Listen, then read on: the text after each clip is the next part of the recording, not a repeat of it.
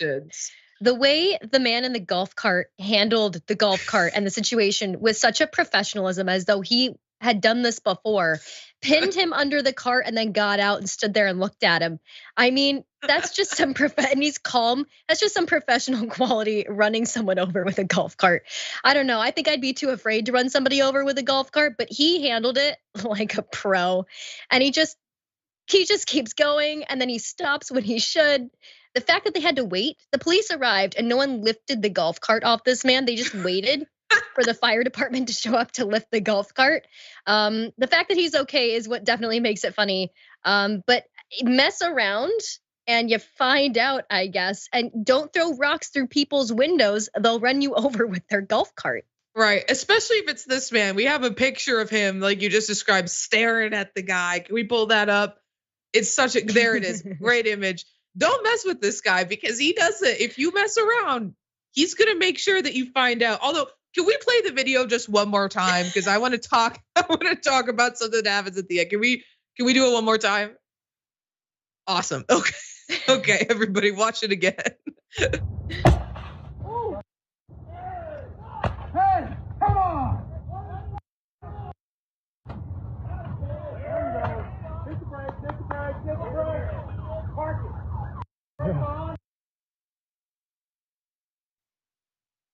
I think we need to commend the homeowner on not driving right into the river or the lake, because I'm watching this video the first time and I'm like, oh, he's gonna go into the water. He pulls up skirt, stops, does not go down that ditch, does not go into the water. You're right though. This is a man that looks like he's done this before. Smooth maneuvering. He's so close to the edge of that sidewalk, right in the water.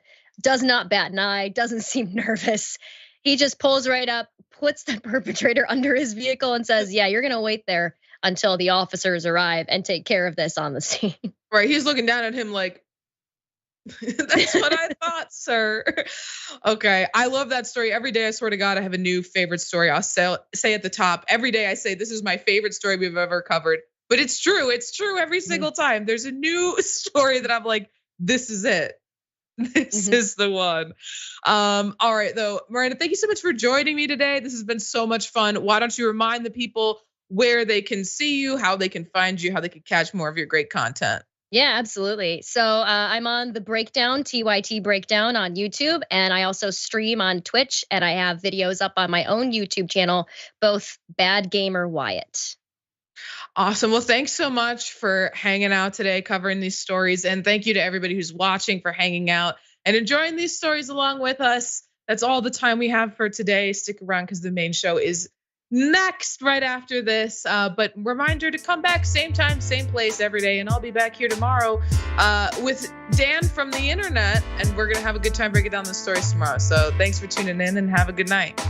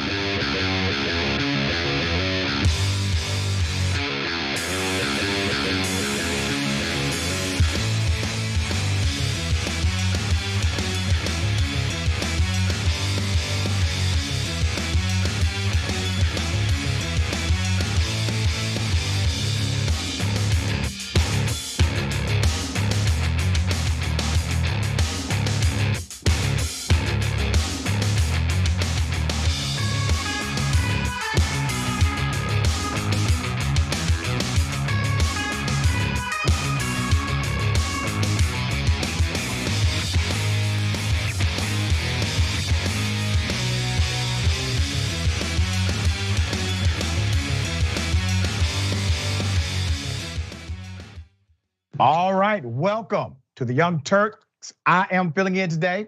I'm your host, Dr. Sean Ritchie. Good to be with you.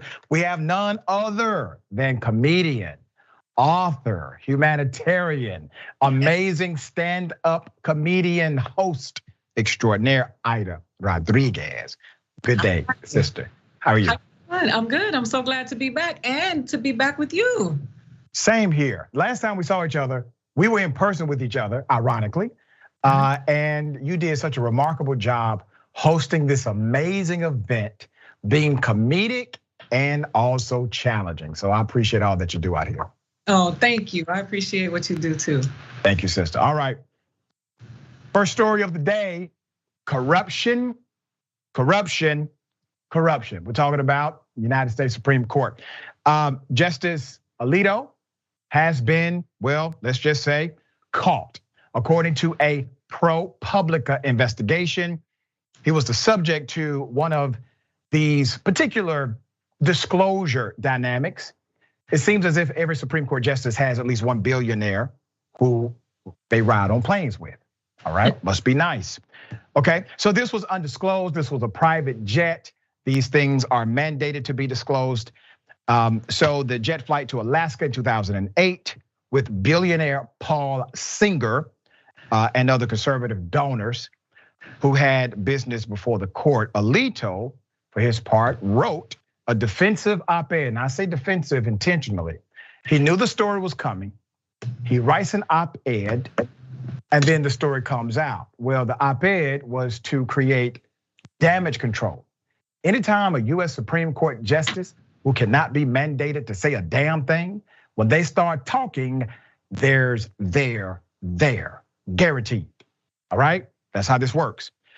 So he obviously denied any wrongdoing in the Wall Street Journal earlier Tuesday. Before we get into the rebuttal, here's what ProPublica contends. Number one, Alito in 2008 flew on billionaire Paul Singer's private jet. This was on a trip that included room and board at Alaska's pricey Salmon Lodge. That was paid for by then owner Robin Arkley II, who is a prolific donor to conservative legal causes like Singer, according to the report. Number two, Singer had connections with corporate entities who later made cases in front of the Supreme Court and won with the support of Justice Alito. Instead of addressing the allegations, the Supreme Court justice took to the Wall Street Journal to publish an opinion piece. All right. And then we have this headline: Justice Samuel Alito, ProPublica, misleads his readers. The publication levels false charges against Supreme Court recusal, financial disclosures, and a 2008 fishing trip. This is an opinion editorial. Don't forget. So here's what Alito argued. ProPublica has level 2 charges against me. First, that I should have recused in matters in which an entity connected with Paul Singer was a party, and second, that I was obligated to list certain items as gifts on my 2008 financial disclosure report. Neither charge is valid. Wait a minute, Justice, neither is it a charge. You're a judge, you should know better.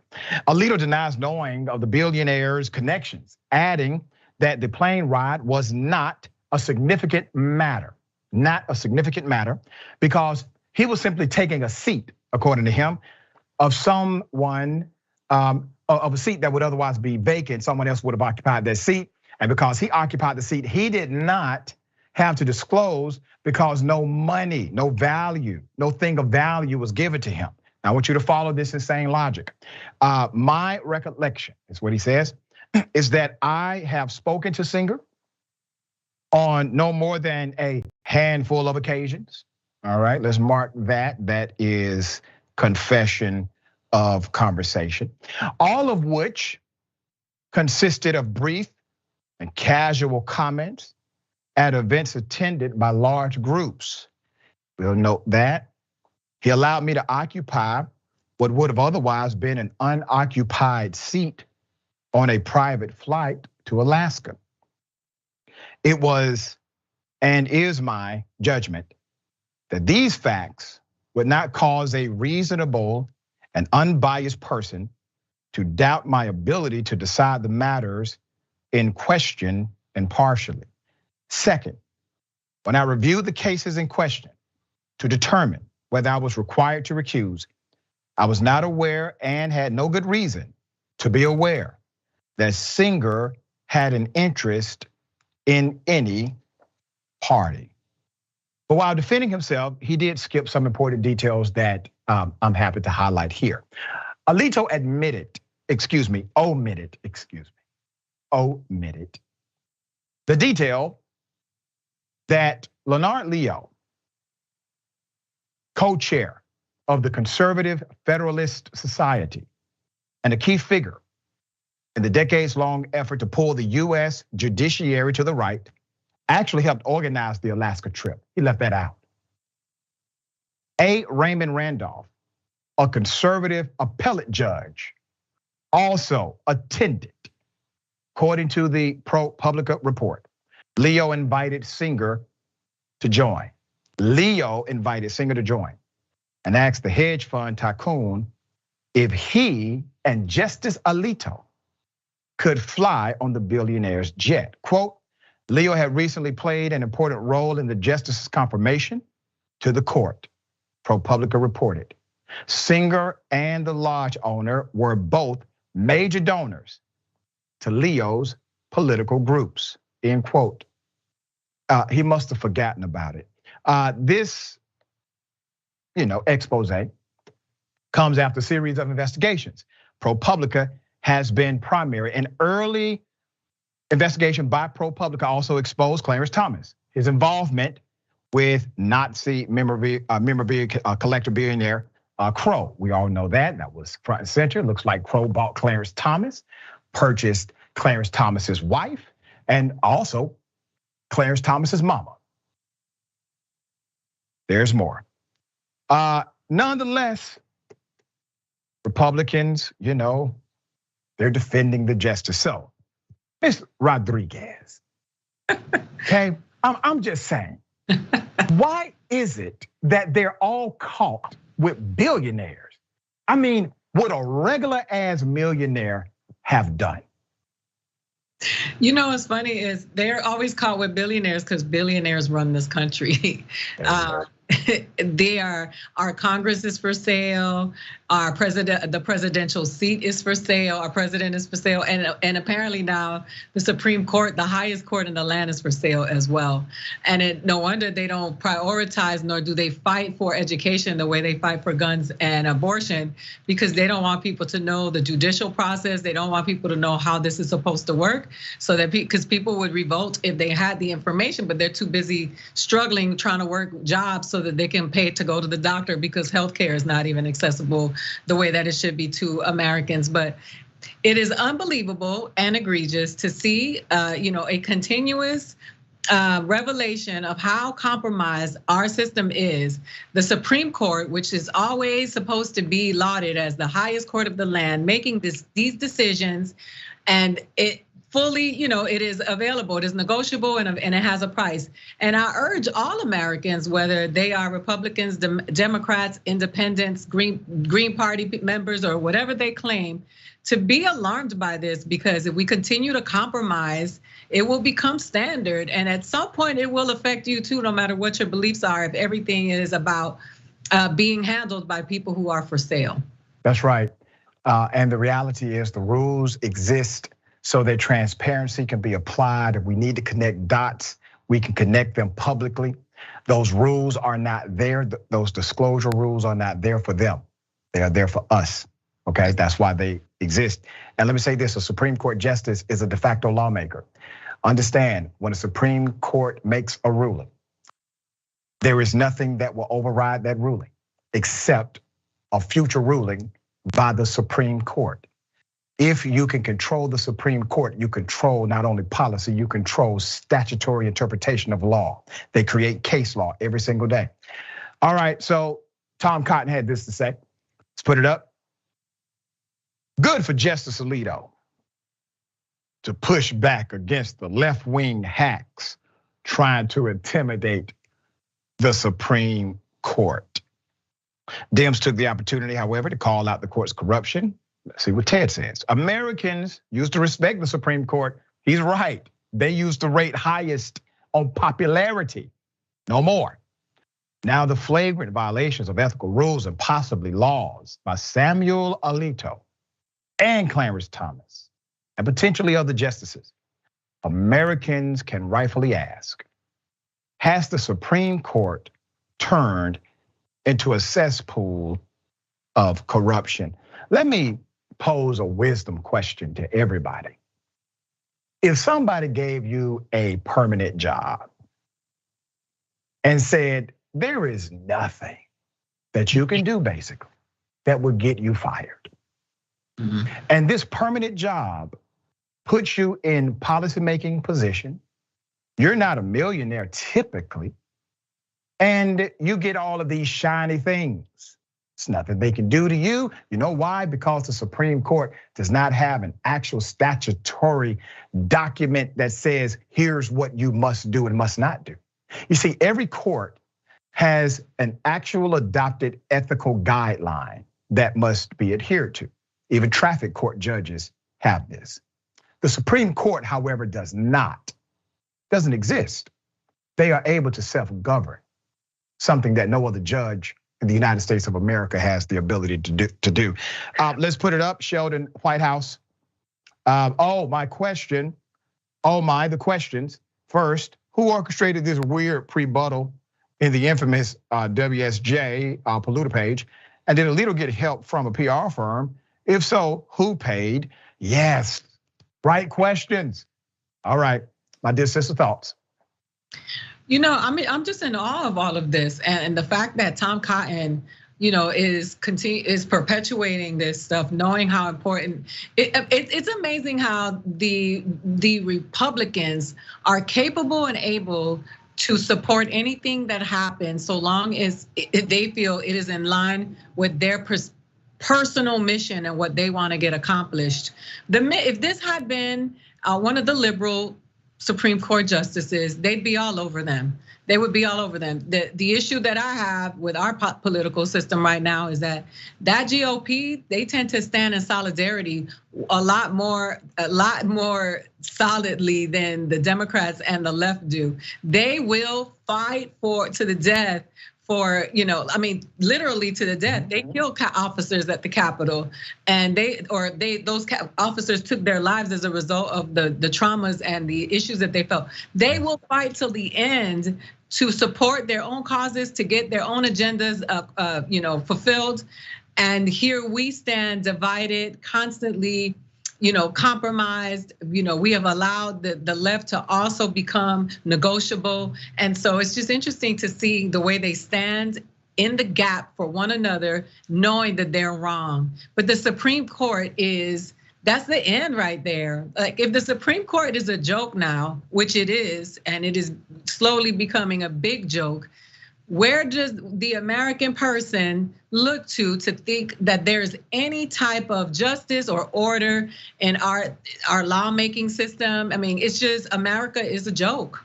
And I hate to say that because I love it here. I don't hate America, but we have to call it what it is. This is a joke, and our entire system is broken. We need a wash.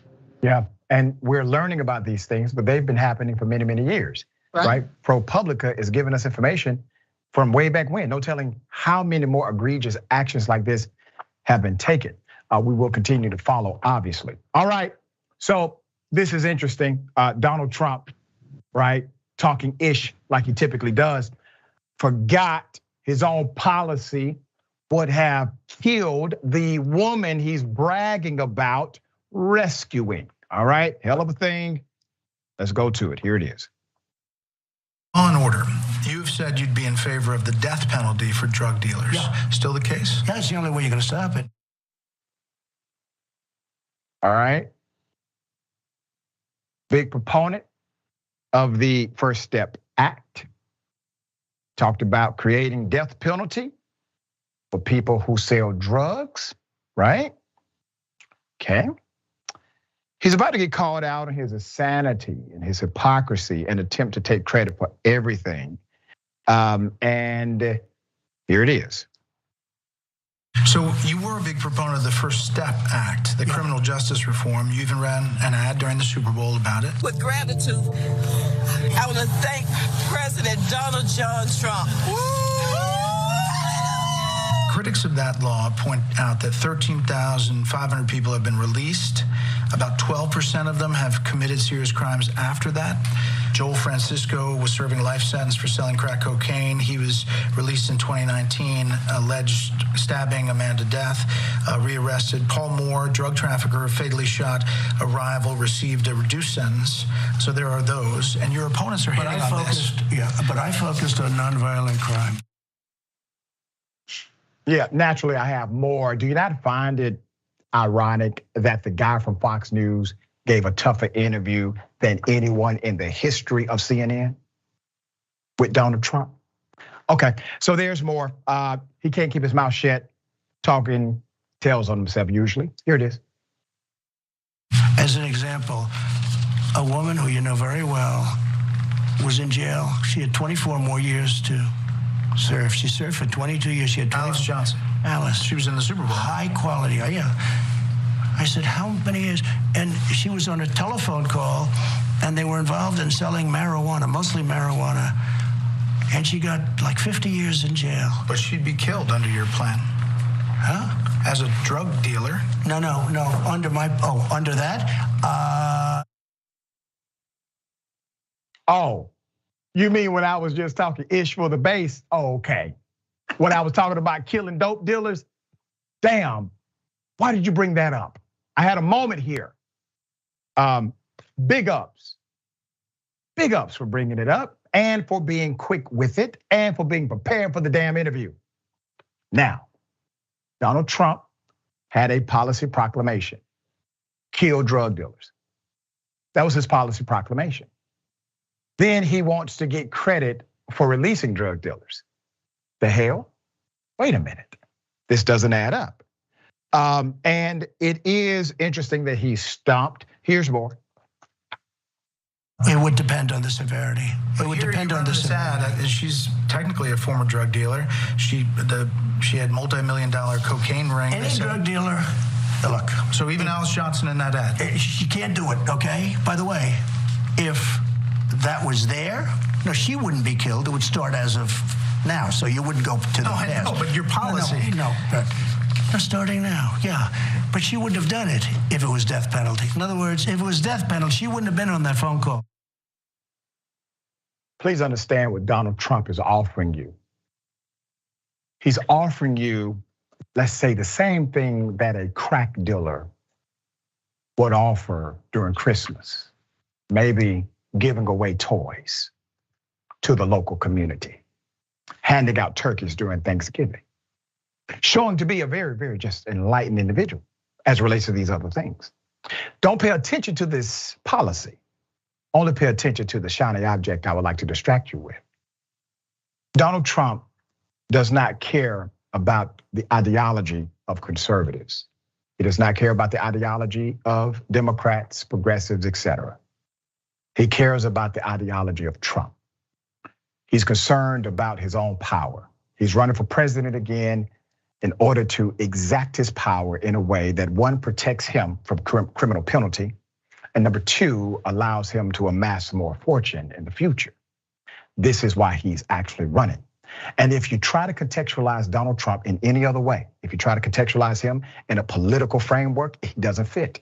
If you try to contextualize him in a partisan framework, they don't align. But if you contextualize him in the framework of an egotistical, money-hungry, power-fiending individual, everything lines up. He's dangerous as they come, because his rush to the bottom, in his mind, will save his very life. All right, just the thoughts. He obviously doesn't know the word deterrent, because that's what I'm trying to say. But I I just marvel at the fact that they keep giving him audience, that people continue to have conversations with him. They keep legitimizing him. They keep, glorifying him and giving him a platform.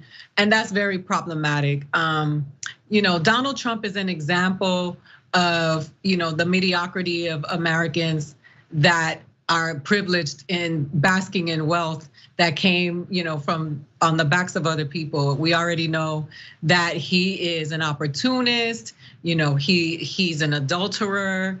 He is proudly a sexual assaulter of women. All of these things. He's racist. He's sexist. All of these things he's said out of his mouth proudly, and then he has this constituency of people. I don't even call them constituents. It's a cult following of people who are aligned with him. They think like he thinks. They admire him. They think that they too can become billionaires if their fathers give them millions of dollars. It's just amazing to see the way people want to identify with the worst of us. And it has nothing to do with him being a Republican or a Democrat, because he's switched before. He's just playing the political system to get whatever he wants, and that's power, money, and fame. But it's just sad to see that we are actually having this conversation, that he is a former president standing in front of the law for committing crimes, and that people still worship him in the way that they do. It just speaks elaborately to how uneducated the American is, and how in need of information, like real information and truth and knowledge, that the American is in need of. It's very sad. I agree. And here's the thing about the First Step Act: had the potential to do great. It was really a graduation of President Obama's criminal justice reform. Donald Trump saw an opening. He wanted to one-up Obama. He did so slightly, but I want you to know the numbers, all right? First Step Act under Trump, please remember, they also defunded re-entry programs that would have actually made sure that individuals had an opportunity to thrive when they were released from these extreme sentences for nonviolent felonies. He defunded those programs and then ordered his prosecutors to literally fight against individuals who qualified for the program. I've had some of those individuals on my program, on my radio show, where literally they were out of jail, but the prosecutor wanted to put them back in under a direction of the White House, even though they qualified. So please understand, this was not an actual reform bill, period. All right, we got more. Go ahead. I just wanted to say something quickly also about the putting the drug dealers in jail. Does that include, America has opened the doors to drug dealing, as they call it, where marijuana stores are at every corner here in California. Right. But, I just really think that a lot of times when he does stuff like that, he is just sending his little call to racist people, because they give this idea of drug dealer as being brown and black faces, and that you're gonna try to kill these people for committing these crimes without knowing the numbers of how many people who are actual drug dealers in this country, as diverse as they come, because wherever there's poverty, there's a drug dealer. And so it's just interesting to me how he even used this black woman as his puppet and held her up in front of everybody like he freed her, she's nonviolent, then turned around with this policy and saying that, drug dealers should be, inhumanely killed. But it's just amazing how he always seems to be speaking to his base. Yep. And it's not because he believes in them or he agrees with them. It's because he knows that if he tells them what they want to hear, they will continue to follow him, even if it's off a cliff. There you go. And if you want to dry up drug dealing, dry up the consumer base. Americans consume more dope than any other nation on the planet.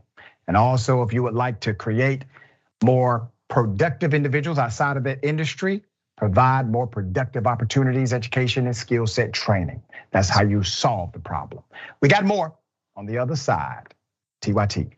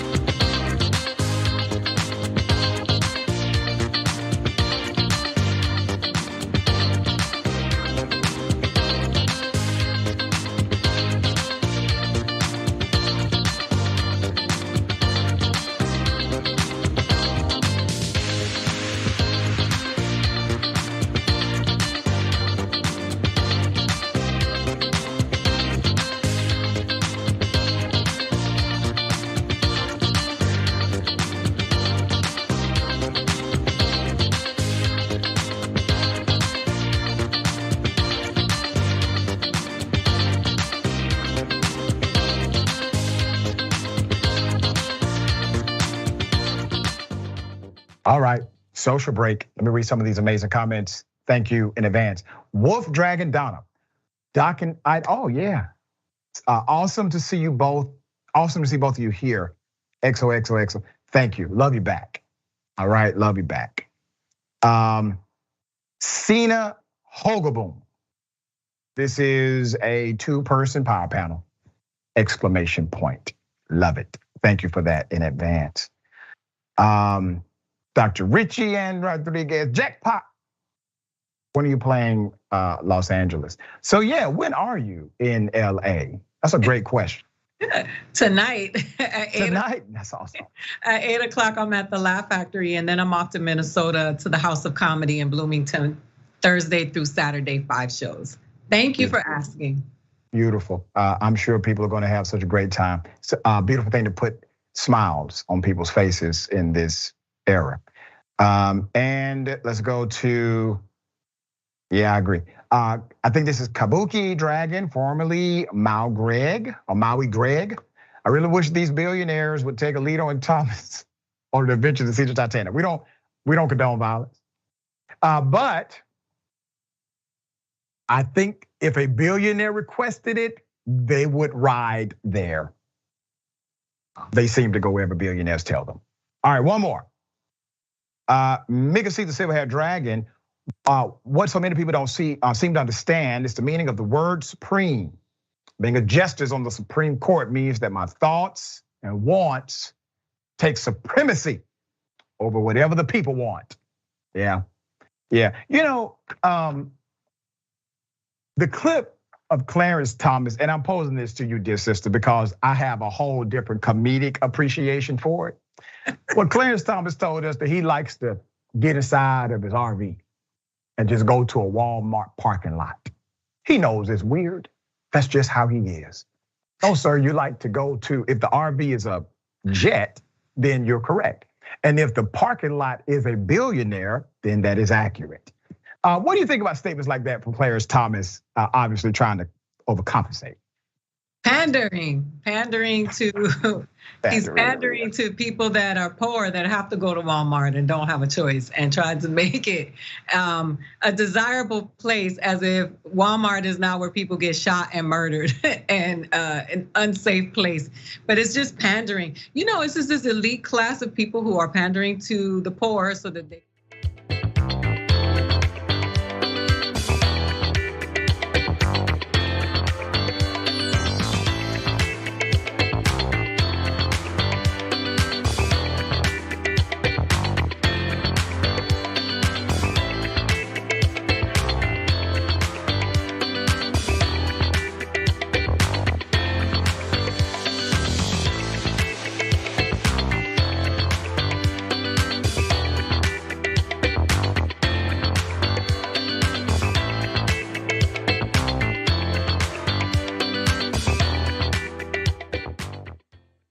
All right, welcome back. We got a lot of show left. Let's talk about something major. Evictions all over the United States of America. After a short reprieve during COVID, the COVID-19 pandemic, eviction filings by landlords have, well, they're roaring back. Some at record levels, driven by rising rent prices, okay? Rising rent prices, a shortage of affordable housing plays into that, and loosened tenant protections. Now, together with those factors, you are creating a significant barrier to the progress of working class individuals. They are put in difficult situations. People who are poor, even worse, okay? Now, for those who are facing things like this, society has a way of looking at it and saying, you failed. Could not be further from the truth. That is not a failure. That is not a personal failure, it's a policy failure. Anytime we're dealing with systemic homelessness, evictions, all of that aligns to a policy failure and not a personal failure. They would love for you to think it's a personal failure so that you do not hold them accountable to give you the proper policy to correct it. All right, eviction filings are more than 50% higher than the pre-pandemic average in some cities. According to the Eviction Lab, which tracks filings in nearly 36 cities and 10 states, landlords file around 3.6 million eviction cases every single year. Among the hardest hit are Houston, where rates are 56% higher in April and 50% higher in May. In Minneapolis, St. Paul, rates rose 106% in March, 55% in April, 63% in May. Nashville was 35% higher. Phoenix, 33% higher in May. The latest data mirrors trends that started last year, with the Eviction Lab finding nearly 970,000 evictions filed in locations it tracks. 78.6% increase compared to 2021, when much of the country was following an eviction moratorium. By December, eviction filings were nearly back to pre-pandemic levels. As mentioned, part of the driving force behind increased evictions, rising rental prices.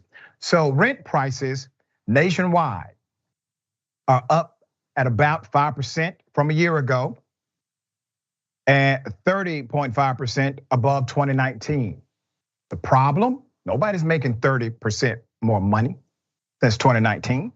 That's according to the real estate company Zillow.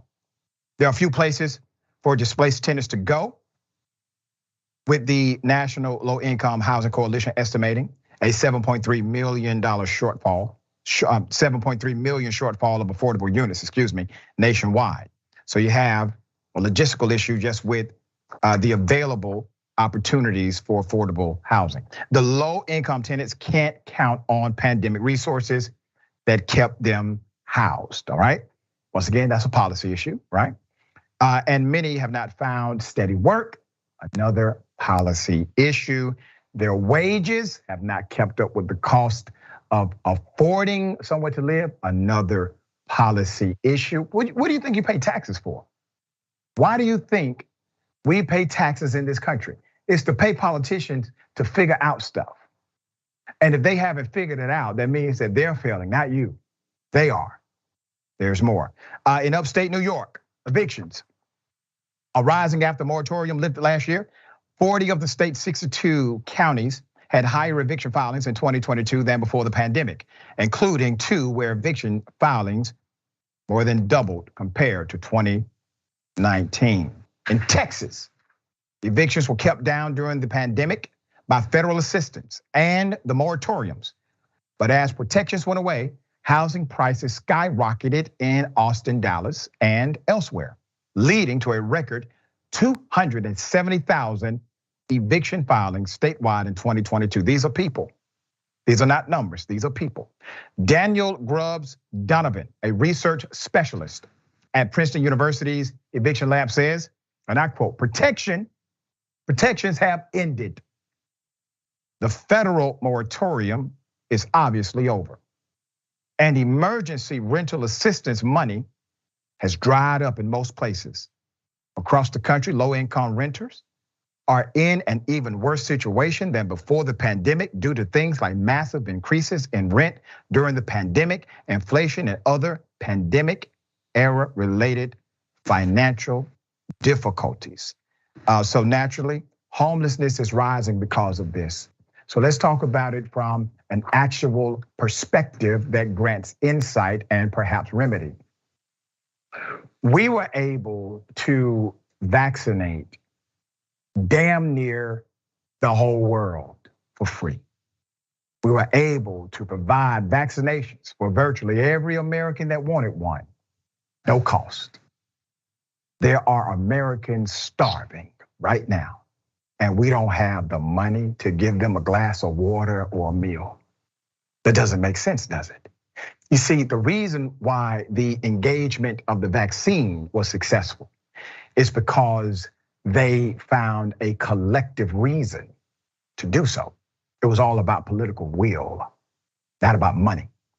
Have you ever heard somebody go to the United States Congress and argue that we really should go to war with this particular country, we just don't have it in the budget this year? We always have enough money to kill people and blow things up. It's never an argument about resources when it comes to war. But when it comes to domestic policies, they want you to think we broke. We don't have the money. We don't have the resources. Damn lies, all lies. Don't fall for it. They are trying to reframe the debate so you don't even know what the solution is because they're hiding it from you. There's more. There is a small sliver of good news as some protections born out of the pandemic are being made permanent. Nationwide, 200 measures have passed since January 2021, including legal representation for tenants, sealing eviction records, and mediation to resolve cases before they reach court. These measures are credited with keeping eviction filings down in several cities, including New York City and Philadelphia, 41% below pre-pandemic levels in May for the summer and 33% for the latter. If your city is not doing this, your city is failing you. They're failing you. Now, there's more we can do, but that's the bare minimum. And my dear sister, I'm going to pose to you cause and effect. How do you see it? What's the remedy? I mean, the remedy is we're so deep in it right now, right? This is ridiculous and embarrassing that after a pandemic, the rent has gone up and the assistance for the American has gone down. There's no mental health care that is accessible to every American as it should be after they went through a traumatic period of being not only locked up in their homes, but constantly reminded that they were faced with their mortality. The reality of it is when stuff like this happen, homelessness is up, crime goes up. And people who are complaining about having unhoused people living on their block have to suffer the consequences of those people because they have nowhere to go.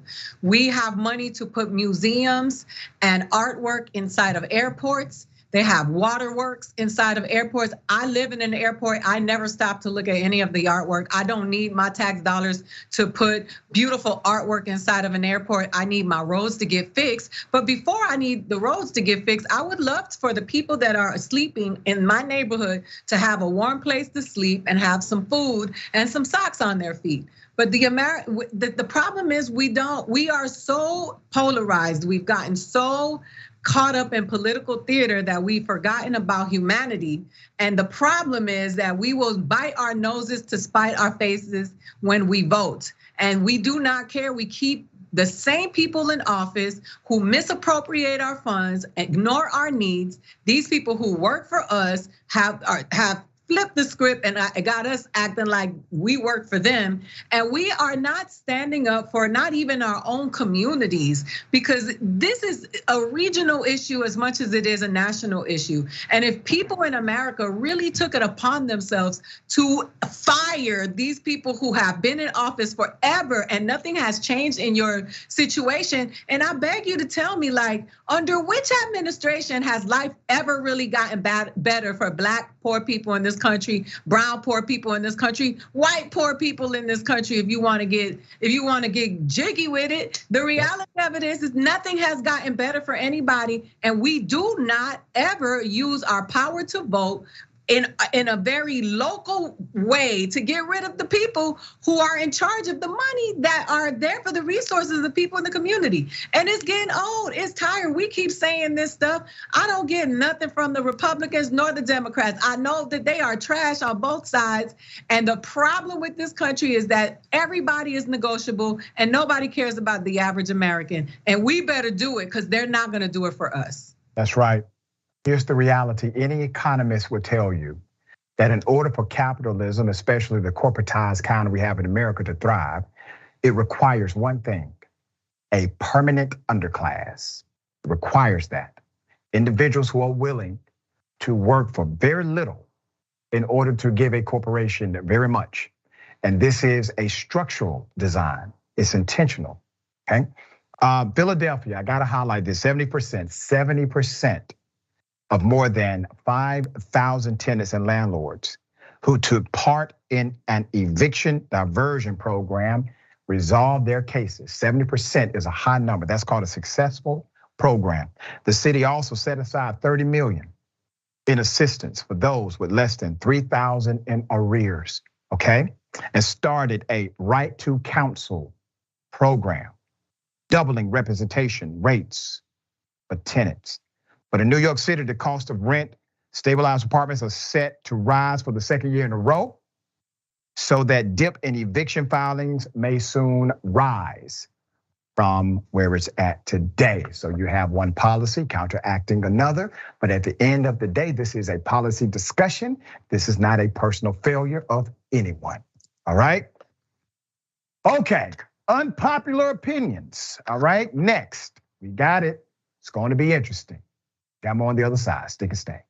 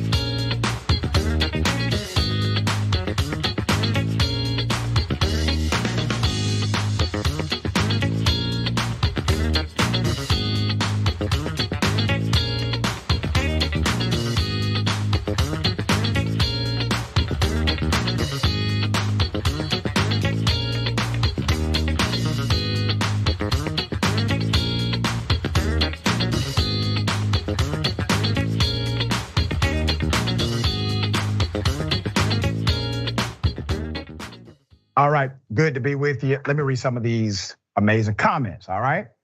Vita Del Set. Dr. Richie, everyone knows we pay taxes for the war chest, that's right, which the wealthy uses as petty cash. Yep. Interesting, elected miscellanea. Where are Democrats, the party of the people, as millions get evicted and rents are skyrocketing nationwide? That's the right question.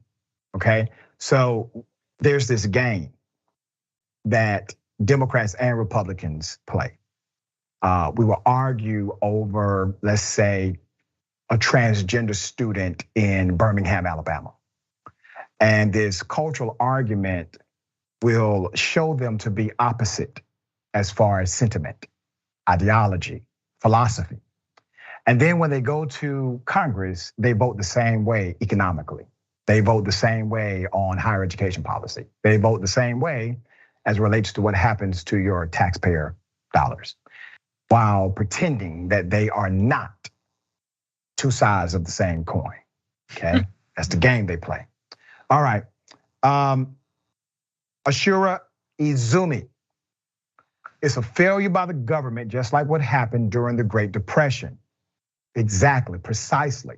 And people can see that scenario clearly. This is a policy issue, right? Well, this is too. This is too.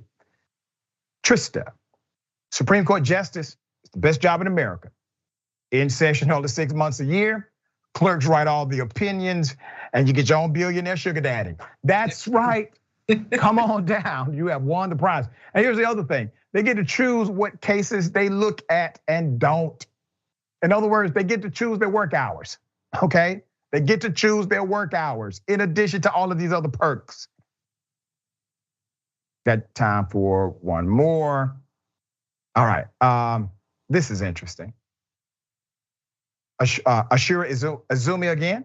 My God, that pumpkin is stupid and the people that vote for him are dumber. Yeah. All right. All right. We got more on the other side. They can stay.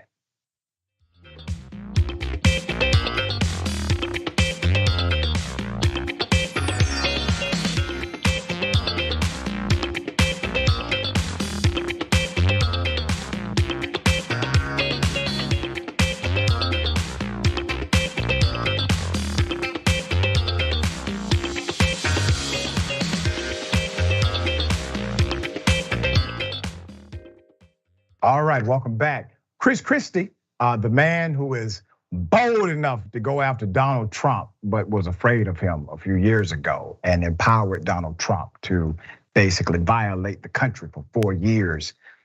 He's speaking out again, Chris Christie, in a very unpopular opinion, should be quite interesting.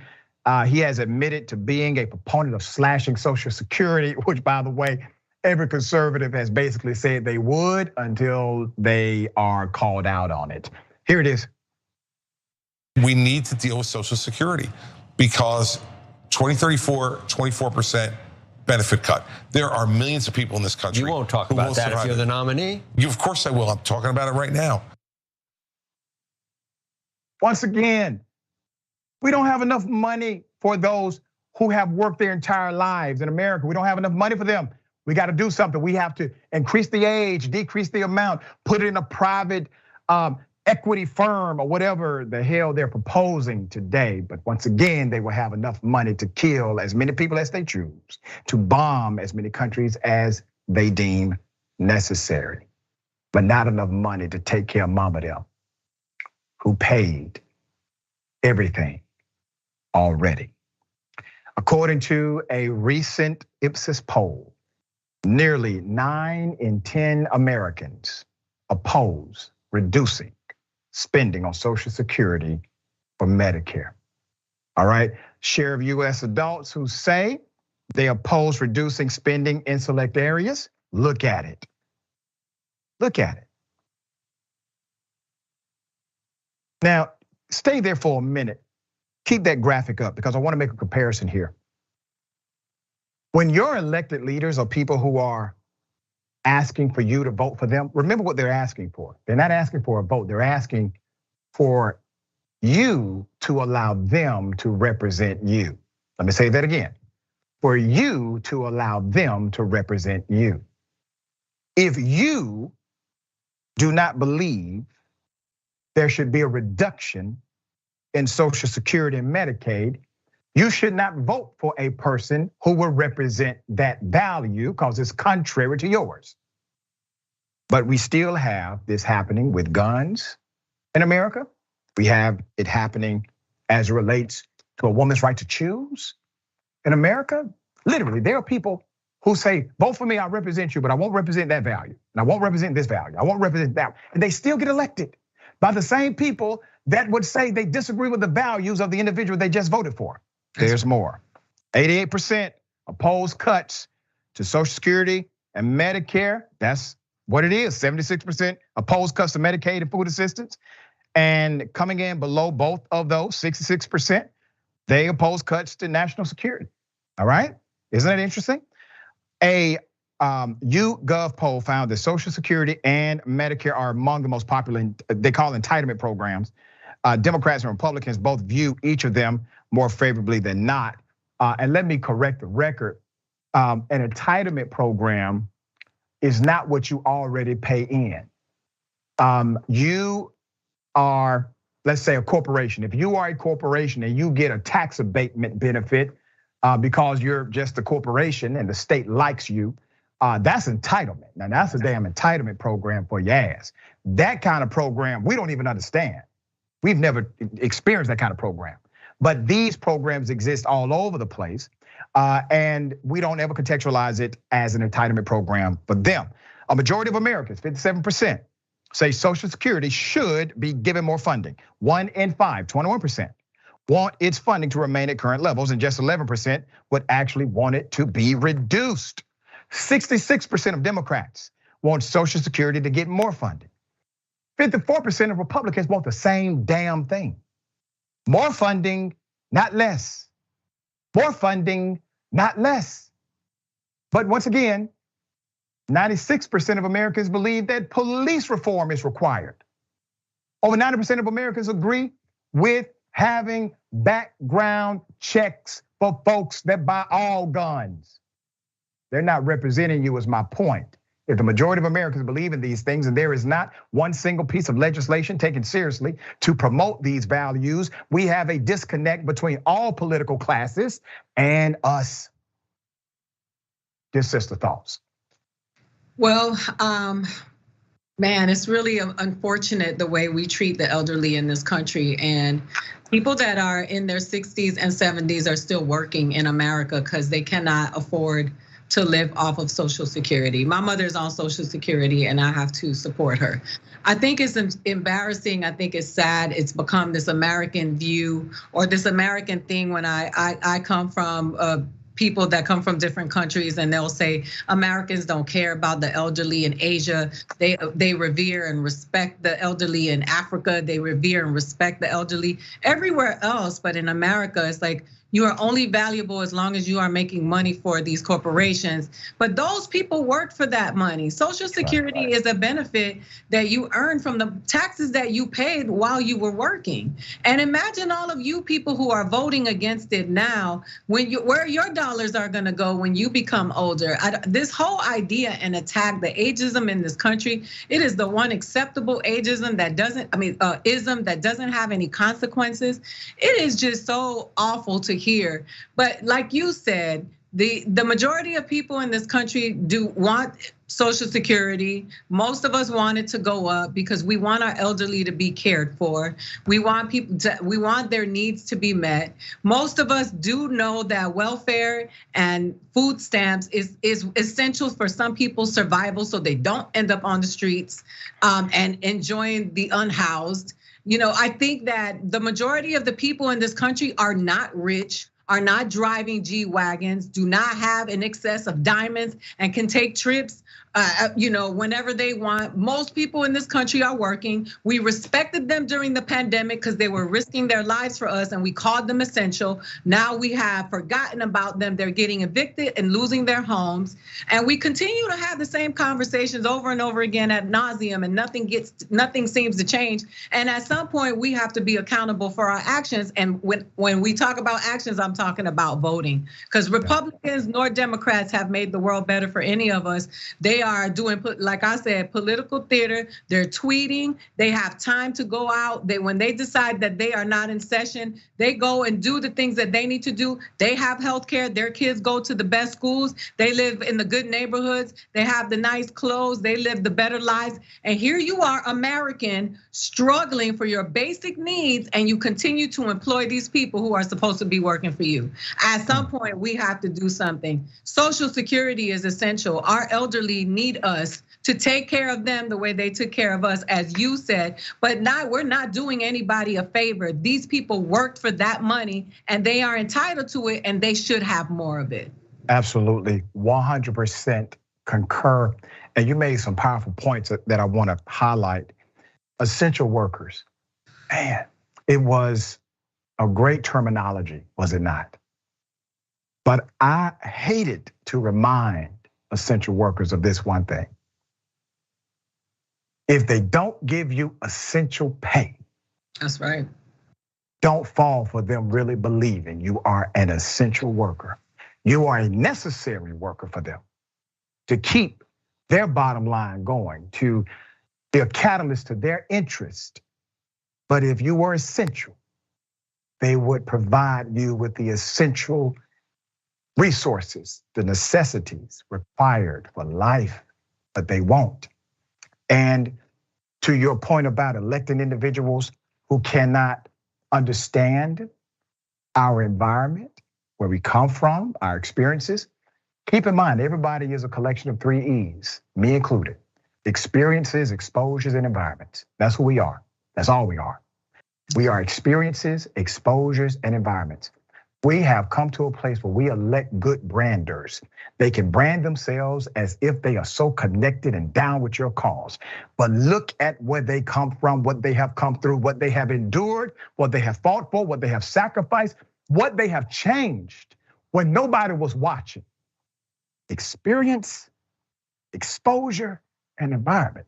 These folks, they are so disconnected. They'll make a policy decision adverse to your entire family with a smile because of their experiences, exposures, and environments. Now, ironically, Donald Trump is actually connected to the base in a way that other Republicans are not. So at least one issue where Trump is clearly more in touch is here, in rhetoric at minimum, not his actual policy, because he's called out Republican opponents for wanting to cut Social Security safety net program. So the Trump campaign said that as President Trump, and I quote, has consistently showed he would always protect entitlements. In contrast, DeSantis has consistently voted to cut entitlements and has long advocated raising the age of retirement. Even with his incredibly unpopular economic positions, Christie believes he is what it takes. He's the person, he got it to beat Trump. All right, here it is. There's a lot to say and a lot to differentiate, and that's exactly what I'm going to do. And nobody else in this race is willing to do it.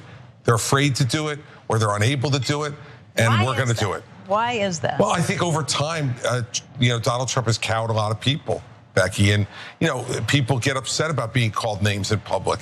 I'm from New Jersey.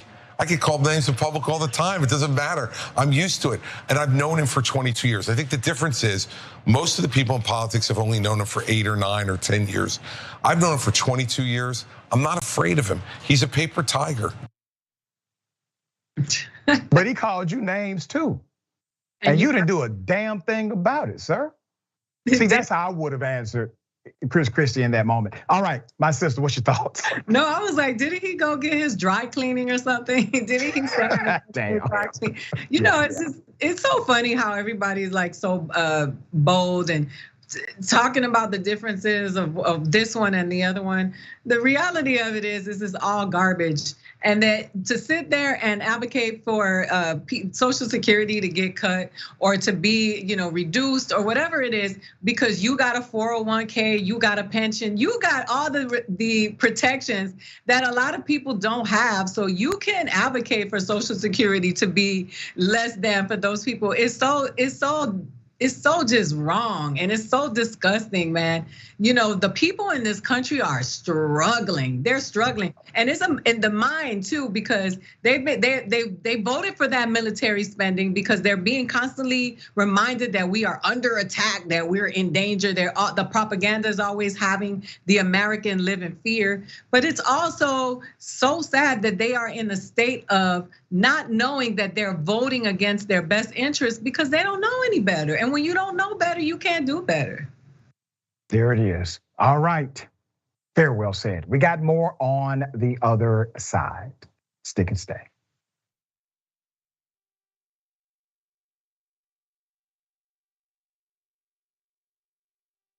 The rest of the news media says you should not fight for positive change. If you do, you're not really a reporter or a journalist, because reporters and journalists don't care what happens. I don't agree. That's not written anywhere. That's not a law. It's just a rule that they invented so that reporters didn't actually challenge the people that are in power. Well, we don't agree with that. We think we should challenge the people in power, that actually makes you a better journalist, not a worse one.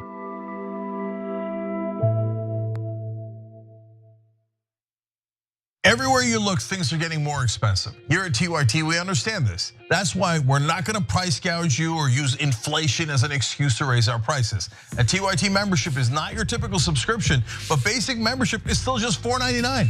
So what do you get for that price? For starters, you're getting exclusive programming, unique exclusive designs from Shop TYT, access to a members only chat, giveaways, emojis, and so many other amazing perks. But most importantly, you're helping to make an impact. As a TYT member, you not only help us do the shows every day, but you drive real positive change in the process.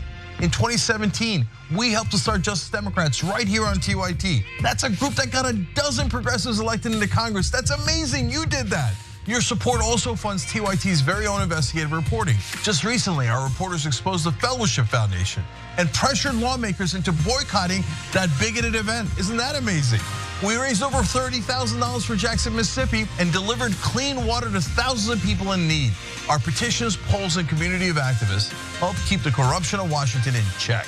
That's the impact of what just $4.99 a month from our members can do.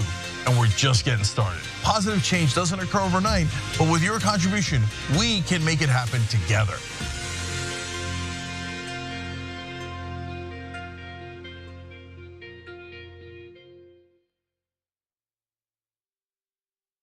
I got pulled in. They told me, hey, listen, Cenk, we're insiders. We are the establishment. People in Washington tell me that they're concerned about your tone.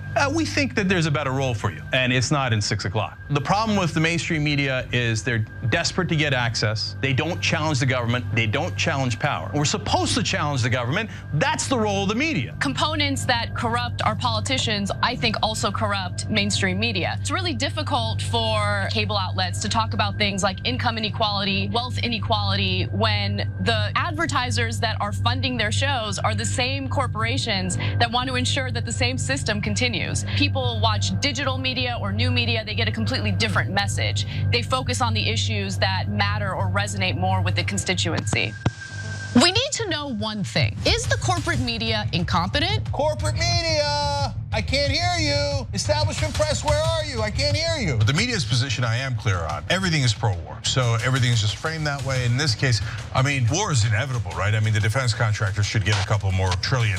You ready for the stunning results? Only 6% of people say they have a great deal of confidence in the press. Wakey, wakey, okay? Progressives don't like the media either. You know why? It's the corporate media. Corporate media sounds like a conspiracy. Wait. Who owns you? Multi-billion-dollar corporations, public corporations. You have to do corporate media because corporations own us. Yeah, that's how it works. We found the perfect person to lead the army, Allison Hartson. The establishment media works hand in glove with our corporate legislators, and our corporate legislators work hand in glove with the corporation. And we're going to make it so that it's a decentralized force throughout the country so that we can quickly identify stories, quickly identify troll farms, and go in and neutralize the enemy, and then start building responsible media throughout the country and on every platform available.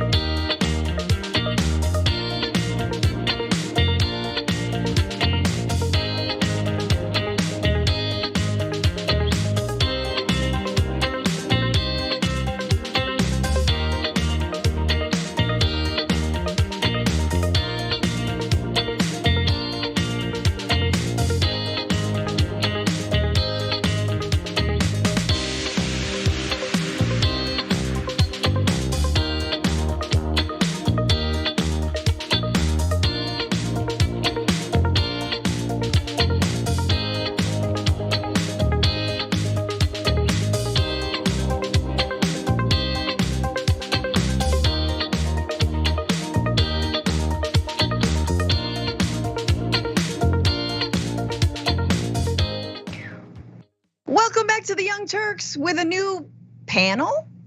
I'm Francesca Fiorentini, usually the host of the Bituation Room, and that is John Idarola, usually the host of the Damage Report. John, we find ourselves together, me as host, you as guest on the main show. This is It's not often. It's not often, but I think that we're going to be able to muddle our way through it. Yeah, and muddle we shall. Yeah, where we will be doing, well, better than a billionaire's submarine, that's for sure. So let's start with this story. This morning, a desperate race against time to find a missing sub with 5 people on board that disappeared on an expedition to the wreckage of the Titanic. The ship started its journey from Newfoundland, Canada Friday, carrying a 21-foot submersible vessel operated by Ocean Gate Expeditions.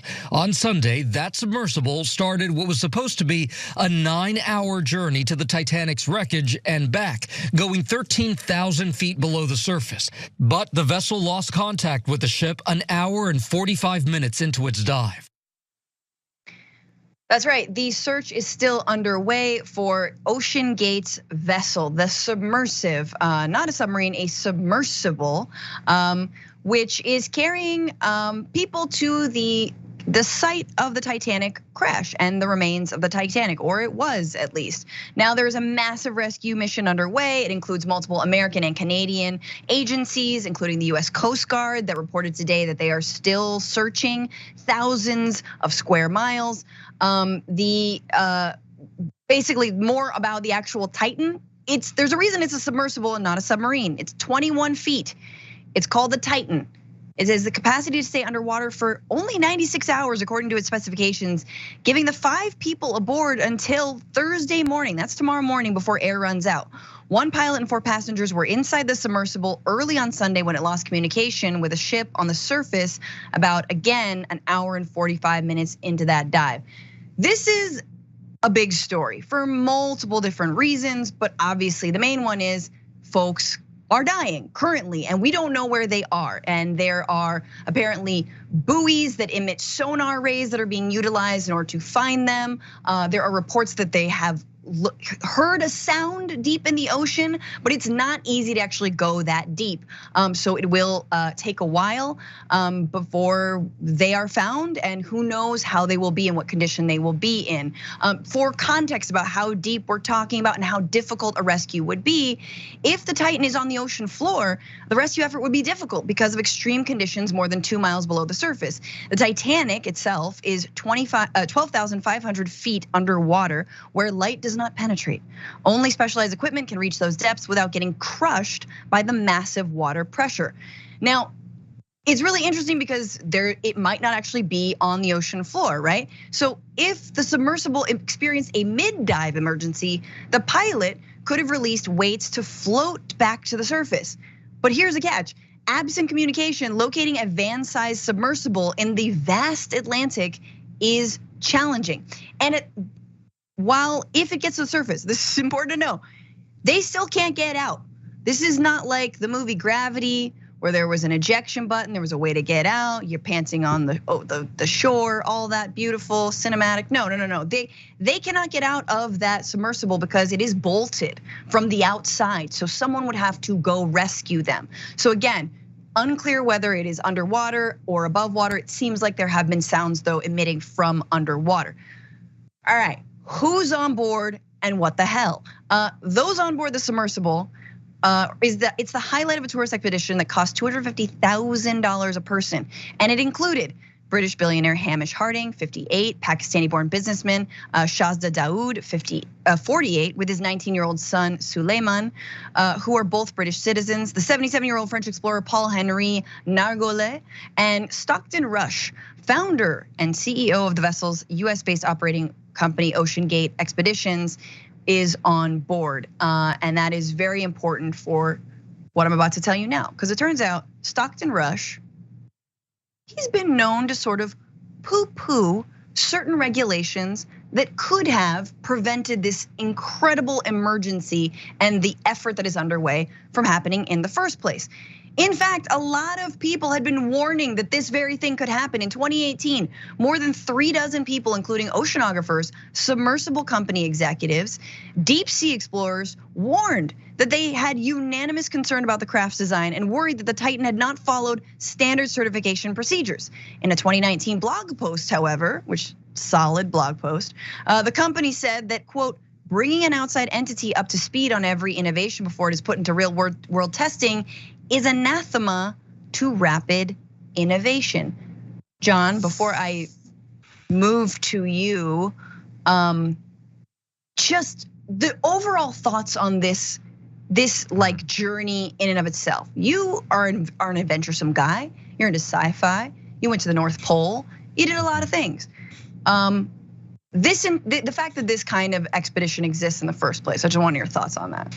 Yeah, look, so I do understand the impulse to want to explore, to see things from history. I'm not a Titanic, devotee like some people. I don't necessarily understand the appeal of seeing it, but I do know that multiple people I've talked to at our network are really into the Titanic. So I do understand that. And I get that a lot of this sort of exploration can come with risks. When I went to the North Pole, we were trained on a variety of different safety stuff. It wasn't anywhere near as dangerous as this, obviously, but there were concerns. This is, it's so expensive, it's so dangerous. It's outside of, I think, the realm of rational thought for most people, like for a regular person, I mean. To spend a house for a ticket to go to a thing like this makes it hard to understand. But there's a lot about this that I think it makes it a really unique sort of tragedy. For the friends and family of the people that are on that, someone they know is lost. And people can be lost in a variety of different ways, but not really like this. Like people can go missing while hiking. People can potentially be kidnapped or something. And there's so much uncertainty in this. knowing like exactly when, give or take, oxygen is, how much oxygen is actually there, is such a different sort of way for people to go missing that you would have a timer. Like when someone goes missing while hiking, you might start eventually to lose hope after 2 days, 4 days, a week or whatever, but you don't know. That's gotta be very difficult for all the people who know those aboard. Right. Well, look, if folks are members of TYT, we are going to talk about one of those family members in our bonus episode, so you do not want to miss that.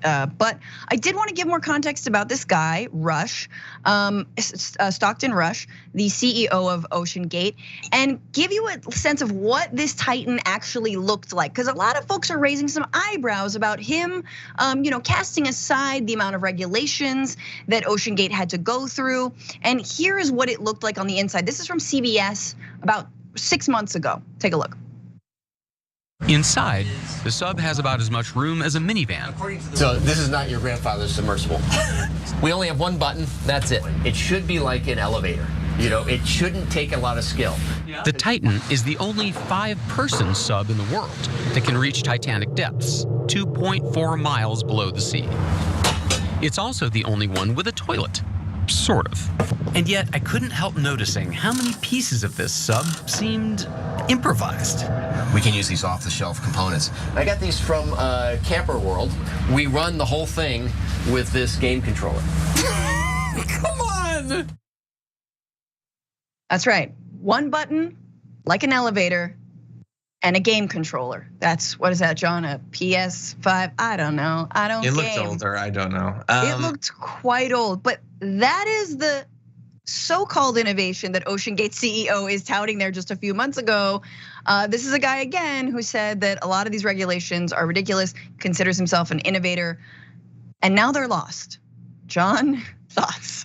Yeah, I think again, for most people, you see, the interior of that thing and you think of the possibility of being in that for 5 minutes, let alone for days, absent a catastrophe, and you think, no, I'm not gonna do this. I don't think that I would have gotten on there for $250,000, honestly. But explorers are different. They see things differently. They make risk calculations differently. And the thing is, like, while now we can go back and there were concerns that were raised. There was, I forget the outlet, but one of the big US news outlets did a profile on this not that long ago, and the writer had been like super hesitant about this based on the conversations they had. But I'm sure that those people probably met up with reps from the company and they were reassured of all of the tests that had been run and everything. The company almost certainly was not stressing that we don't comply with international standards for certification. So yeah, when you're doing something like this, there's always a level of risk. I mean, you have to be a sort of person who does not approach this the same way as other people, and a lot of the time it's probably gonna be fine. But in this case, it's not looking great. Yeah, I have to say, I think it is quite ironic that a ostentatious sort of over the top expedition like this one is going to seek the ruins of another ostentatious over the top expedition that ultimately also resulted in the lives of many, many people, a lot of rich people, but also a lot of poor folks died in. So the irony should not be lost on any of us. And this is again hoping that those folks are found alive, but it does tell you something about the ways that billionaires get lured into these kinds of expeditions. Yes, I'm talking about Blue Origin. I believe one of the people on board this Ocean's Gate was also on the Blue Origin Jeff Bezos flight. That sort of, they're thrill seeking, right? It's not just exploring. There's nothing really to explore. They're not gonna find anything. This is not for research. This is for the pure bragging rights of saying that you did it. And I think that we have reached a point where we should just tax billionaires. Can we just tax them out of doing harebrained things like this? And it is very interesting that again, they do it with companies that are shoddy, but that boast that they are innovators. And who knows, how much venture capitalist money they receive. This happens all the time. Not a lot of people die in the process, but hey, Rush has said that regulations on submarines is ridiculous and over the top, and it's not clear whether it seems like OceanGate complied with all of those regulations. But again, we don't know exactly what went wrong between the button and the PS5 controller. How could anything go wrong, really? I did want to just pivot because John, and I know we love Musk news. Just sort of helps us midweek. Just sort of, it's like huffing glue or something. It could be that Elon Musk, richest man in the world, is involved in OceanGate and possibly involved in how it was navigating itself down there under the water. Because just a few weeks ago, early June, OceanGate Expeditions tweeted, quote, "Despite being in the middle of the North Atlantic, we have the internet connection we need to make our #Titanic dive operations a success. Thank you at Starlink." Now, Starlink is a satellite internet provider. It's a subsidiary of SpaceX. According to Insider, it's not clear though whether Starlink had any role in the Titan's disappearance, loss of communications, or if it was used on this mission, the Submersible or the Polar Prince, which is another expedition. It's also unclear whether SpaceX, the company behind Starlink, and OceanGate might have had any financial or business ties. But curiously, and we know how much Musk likes to talk about submarines.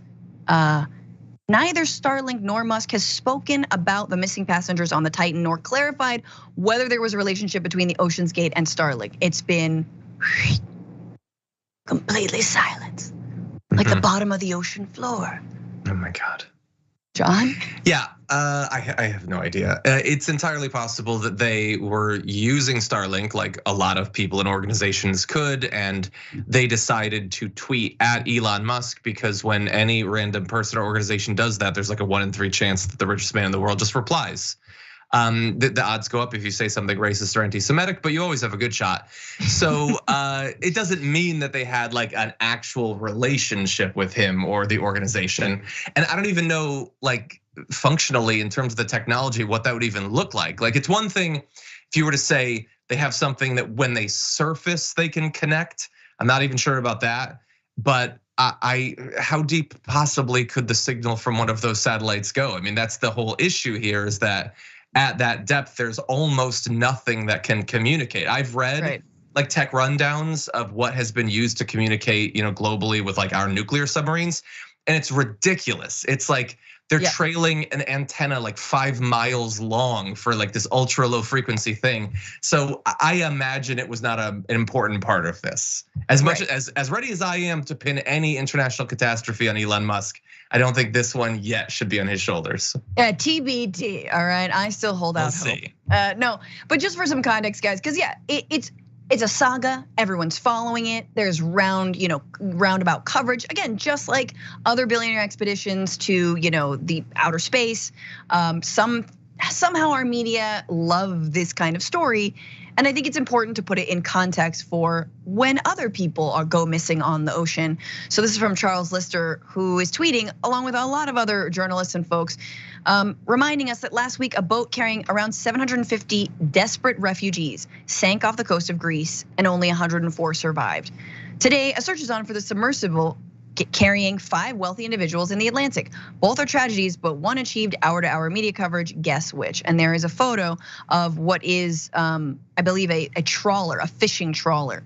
And this is a Priyamvada Gopal, who wrote for Al Jazeera a story, basically an opinion piece saying the exact same thing, who's reporting that over half are on board were Pakistani, likely poor, and there were probably Syrians, Libyans, and other North Africans on board as well. The sea is a dangerous place, but somehow it's not as exciting when they are refugees braving those waters as it is when there are billionaires going to sort of catch a glimpse of the Titanic. And they're called Titaniacs, John, by the way. I did not know that. Yeah, it's Titaniacs. So I'm glad that you brought this up because I think a lot of people have noticed that disparity. The devil's advocate, I guess. The news is interested in novelty, and so here's the tragedy of that ship being lost in the Mediterranean is that there have been many ships lost like that. So the media is going to be less interested in something. If it was the first large migrant vessel, it's possible that maybe they would cover. But there's definitely a class thing. There's definitely a money thing. I a lesson to be learned by the media, but probably will not be. Indeed. All right, well, the search continues. And again, there's more on the Titan later, but we gotta take our first break of the second hour. You know what it is. Be right back.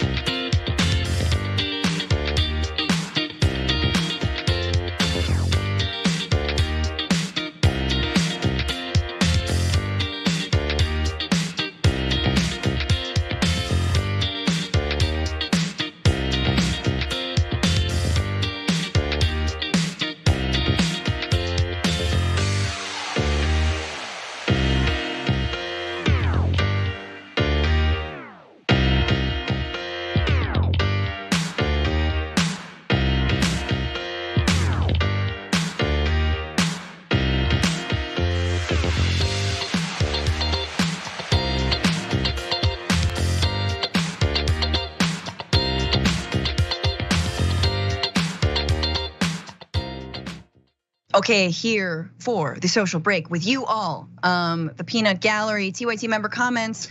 Purple Pumpernickel Shorts 32 says, "Aye, John and Francesca, long live the Frantifa." Indeed, long live. That is from the Bituation Room podcast, my podcast, so holler. Tech Stan says, "We need to stop polluting the ocean with billionaires." Indeed. My thought is really that like the orcas at this point are like, they're sinking themselves. Like, what our work here is done. Oh my God. Stiff Upper Lib, amazing name, says, "Side note, Harding was on Bezos's flight into space last year. Rich and bored, a very dangerous combination." That's right, I did mention that, but it is Harding. Gabby Merida says, I still don't understand the cultural fixation on the Titanic. It was never the biggest ship of its era, nor the fastest, nor the most luxurious. Despite what James Cameron might say, it was just a ship that had two identical sisters that rammed an iceberg one night. Am I the a-hole? Yeah. It's the one that sunk. It sunk and it was cool the way it went up, pew and pew, pa. You know what I mean? Like, it just, that's why. Mickey C, the silver-haired dragon, just imagine you spent $250,000 for a coffin. Oof. And you didn't know there would just be 5 of you sharing it. Yeah, I mean, oh God, this is, look, I'm going there. It's just tragic. Especially like there's father and son there. Like it's horrific. It's a horror movie. There will likely be a horror movie made about it or inspired by it. It's already happened. I'm writing it. Science Dragon says, "Billionaires think they know better than engineers and scientists to save money, F around and find out." I mean, effectively, right? Like you need to be better at vetting people. And just because it's innovative, and again, billionaires happen to be people who are like, I got all this money by deregulation, so what's wrong with a deregulated submarine? Lil Mac McG, hey, says, "Oh, you are 100% correct, Fran. This is a perfect example of why the rich need to be taxed more. Everything is an argument about economic efficiency. If the rich are doing this kind of stuff while people in the world are starving, something is wrong with economic efficiency." Indeed, we need to give them less money. Take it away.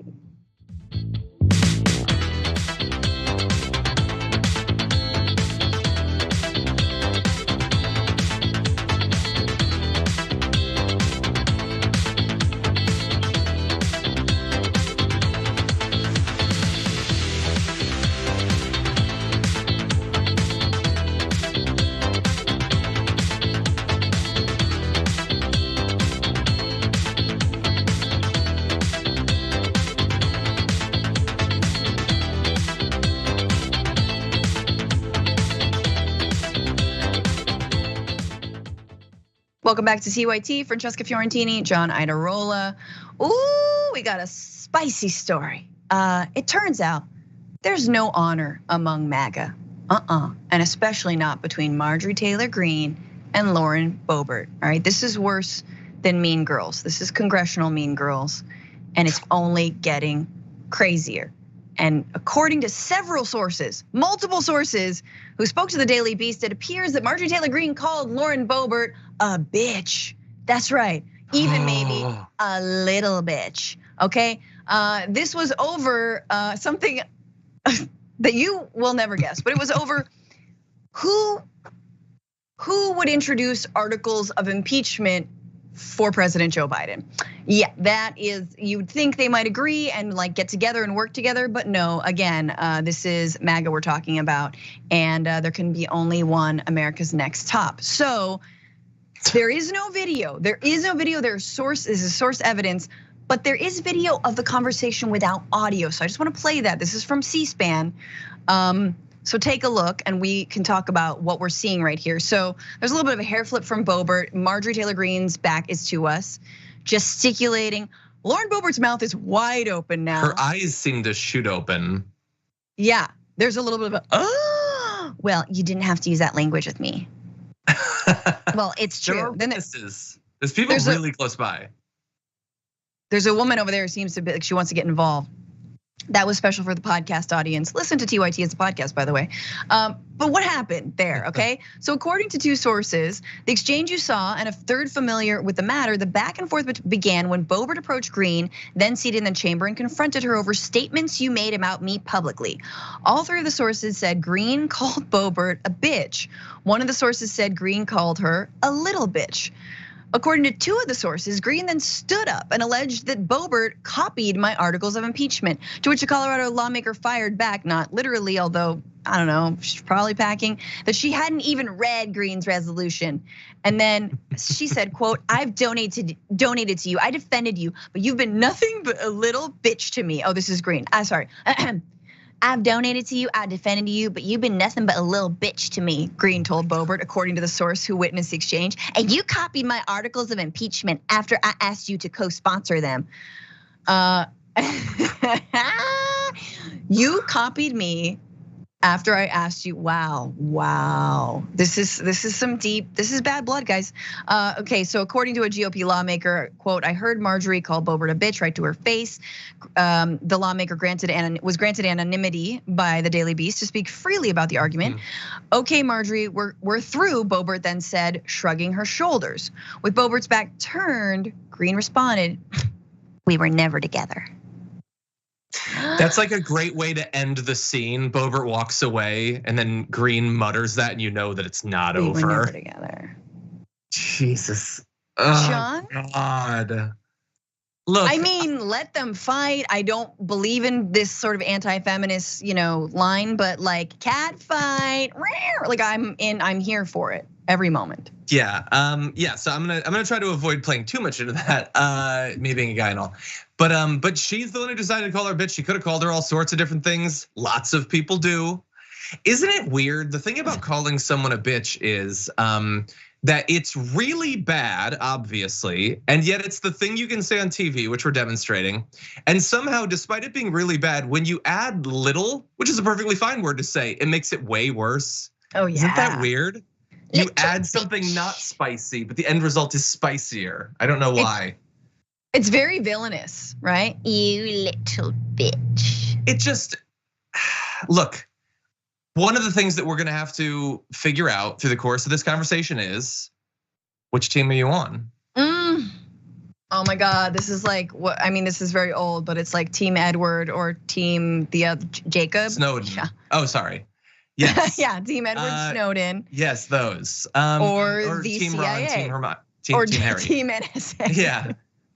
So I don't know, what is your heart saying? They're obviously both terrible and yet they're in conflict. And so we need to weigh in, that's our job. First of all, I appreciate you taking it here and I will play this game and it's absolutely Team Boebert. And here's why. she is a broken person. Now, both of them are broken, but Marjorie doesn't even have sort of glimmers of allowing you to know that she's broken. Boebert will slip and be like, yeah, one time I didn't pay for my birth control because it's too expensive, and then I have another kid anyway, and like she clearly married the wrong dude who's probably abusive and all this stuff. And she was on food stamps and took all the wrong. I feel like Boebert is like gettable. Do you know what I mean? When like, progressives start winning. Yeah, I don't know if I agree with that necessarily, but I would have to say that while I find both to be horrible, they reflect incredibly poorly on our government and our species. I think I'm Team Boebert too. Boebert to me is not that different in an alternate universe from any number of horrible Republicans. She's playing it up because that's the flavor of the moment. And also she's terrible. Like she's legitimately terrible. Some of the xenophobic stuff she says about Ilhan Omar is terrible. Marjorie Greene though is a different breed.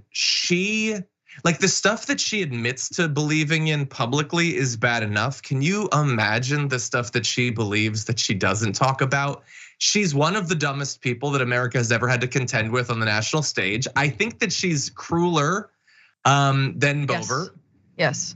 So I think I'm gonna go with Boebert on this. Yeah, Boebert has like racist moments. I agree, but they feel also she didn't do it. She's like technically the victim here. Exactly, so, that's true. We go for the underdog. You saw that? Yeah, Boebert's trying, but it's very scripted. Like truly, Marjorie Greene is stupid and rotten to the core. This just though. It's gonna be hard and a sad pill to swallow when neither of them are chosen as a running mate for Donald Trump and RFK Jr. is chosen instead. So. Oh my God, don't even, I'm not choosing teams on that yet. But anyway, look, I don't even know why Marjorie is so mad. Like Boebert did not beat her to the impeachment thing. Marjorie has tried to impeach Biden 1,000 times. It is just for PR. Maybe she's mad not so much just about the impeachment thing, but that Boebert immediately ran to raise money off of it. Maybe they think they're competing for scarce resources when it comes to donations. It's all just theater anyway. Right. And I'm assuming from Boebert's point of view, she probably sees it as that. This is all just fake. This is about tax cuts at the end of the day. Yeah. Marjorie Greene really thinks that pedophiles are eating baby faces. And so she's gonna take stuff more seriously than Boebert. I might disagree with that. I think they're both bad faith and they both know it's a charade, but I think Marjorie Greene's just willing to go there. I don't know, it's all dumb. Let's move on to something really intelligent and smart like this. In your mind, did the COVID vaccine work? It's such an interesting question because not only that, I also did the Regenerons of the world, we did a tremendous job on that. But we had a wet vaccine. I really don't want to talk about it because as a Republican, it's not a great thing to talk about because for some reason, it's just not. For some reason, So that is part of the Brett Baier interview on Fox News, just the gift that keeps on giving this week. New gems uncovered at every point and turn, where he's trying to nail Trump on at least one thing. And there Trump is just holding back, almost self-censoring, saying that, yeah, I wonder why we don't talk about the vaccine. I mean, it's a complicated question. Did it work? John, he says it's complicated. So that's number one. Did it work? It's complicated. That sounds like a scared person. Yeah. Well, look, he is definitely scared. That comes across in a variety of different ways. The fact that he says for some reason and won't say the actual reason. He goes on to be like, some people love it and some people hate it. Republicans, and he like trails off and then changes his tune. Like he is clearly scared, but he also is talking about it. Like he could have just immediately, as soon as the question was posed, divert to something else, but he really wants credit for it. Right. Well, and he should. It's actually a thing that he did, but totally. He also knows how dangerous it is. Yes, and to John's point on how he sort of tries to weave and bob and figure out what his line is, here is the full answer to that question. Take a look. So I have a Democrat friend who's very smart, hopefully he votes for me, but he's very smart. He said, I don't understand one thing about you. I watch your rallies, they're incredible. You talk about beating ISIS, you talk about taxes, you talk about regulation, you talk about everything. But you never said that, I've never heard you talk about how the incredible job you did with the vaccines, because as you know, I got them done in 9 months, and it was supposed to take anywhere from 5 to 12 years. I broke their ass, okay? And you know who doesn't like me too much? The FDA, because they were very bureaucratic, and I got it done. And he said, you may have saved in the world, throughout the world, 100 million people, and you never talk about it. I said, I really don't want to talk about it, because as a Republican, it's not a great thing to talk about, because for some reason, it's just not. For some reason? Yeah, for some reason, because people love the vaccines and people hate the vaccines, but conservatives aren't.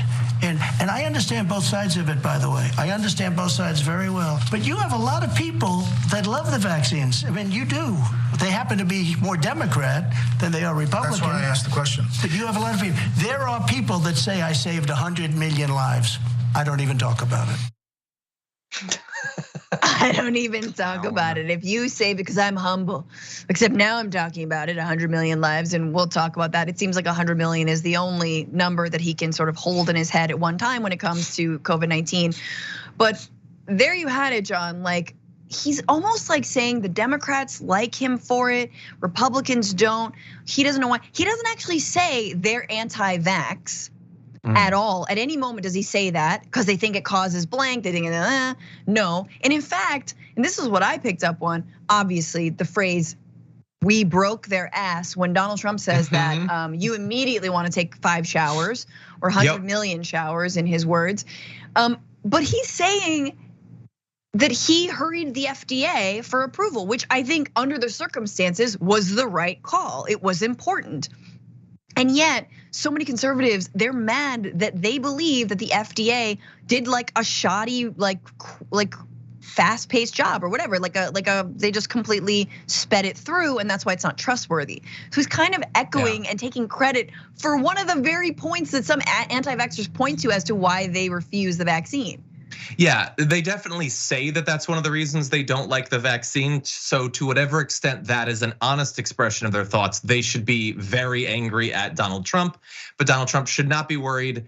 They don't mean any of it. It has nothing to do with the FDA. Remember when they were saying like, well, I'm not gonna take it because it hasn't received FDA approval. Then the FDA approval comes through, they don't take it. Like, it's all just excuses. They don't like the idea of it. They don't wanna do it because Tucker Carlson barked at them for a year, that's why. It's not because they read about it in a scientific journal. It's because Mark Levin shrieked at them. That's it. That's the whole thing. I have to say, as dirty as it did feel, I do like that expression now. Whenever you beat the estimated time for a task, you get to declare that you busted their asses. I guess you broke their asses. You broke their ass. But also, I just wish that, look, to whatever extent there are Republicans that agree with him that he got the vaccine made faster, I would love to sit them down and have them explain in their own words what they think he did. That a vaccine that he says was gonna take 5 to 12 years, which nobody was saying, instead got done in 2.5 minutes or whatever. Yeah. He funded the vaccine, that's what he did. And I wanna hear a conservative say, yeah, if it had been Bernie or Hillary, they wouldn't have. You know, they're willing to totally remake American society, lock everything down, mask everything, but they weren't gonna put the money into it. They love taxing and spending on everything, but they weren't gonna fund the vaccine. That is his actual claim to why he deserves unique credit for that. And obviously, anybody, if Louis Gohmert was president, the vaccine effort was gonna be funded. Yeah. It's just such a stupid claim to make. It is stupid because simultaneously he was casting doubt on the entire thing. That it was even a thing, that COVID was even real, and that it wasn't just a case of like injecting bleach into your body, and that they were on it, but like not really. Go live your lives, enjoy Easter, or all the many times he made sure that Americans were as unsafe as possible. So it'll be fascinating, and we're gonna cover it, of course, the Republican primary when he and Ron DeSantis are doing this race to the bottom of how many body counts they had. But for now, Trump is repeating that he saved 100 million people. Not clear where he came up with it. he's been saying, this was 2021, August of 2021. I think if we didn't come up during the Trump administration with the vaccine, you could have had 100 million people dead, just like you had in 1917. You take the Spanish flu, 100 million people, up to 100 million people. I think we'd be in that territory. Yeah, he doesn't know what territory he's in at any time. Wait, Francesca, that's weird because he made that up in 2021. I thought his Democratic friend told him that he saved 100 million people. That's so weird. It's weird this is the same number. Wow, the Democrats are pulling strings for him. Yeah. Obviously, 100 million people. Luckily, we did not reach 7 million deaths worldwide, over 1.1 million in this country, and still dying, by the way. But he's right about the base. Look, 44% of people who identify as Republican or lean Republican say parents should be able to opt out of childhood vaccines, up from 20% in 2019. In contrast, the vast majority of Democrats and those who lean Democrat support requiring vaccines for public school students. Little change from 2019. So that's just, vaccines writ large.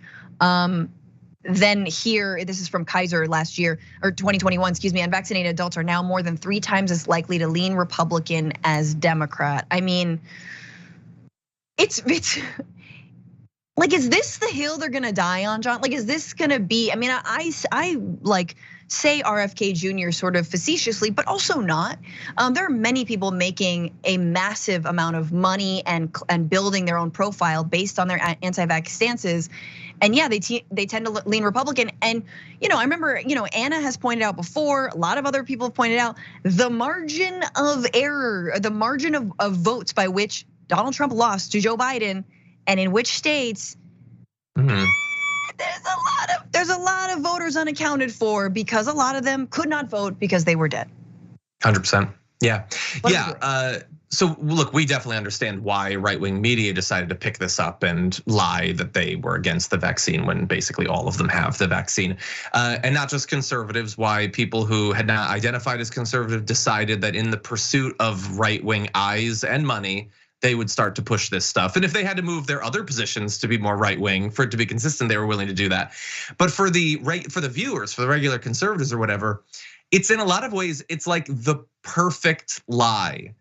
Because conservatives are hyper-focused on purity and cleanliness. They've been told that this is the thing that makes you pure. If you get it, you're dirty. So values-wise, it's good. It allows them to, in a really shallow way, pretend that they're like critical of big pharma or something when supporting candidates who are perfectly fine with maintaining the status quo of health insurance and all that.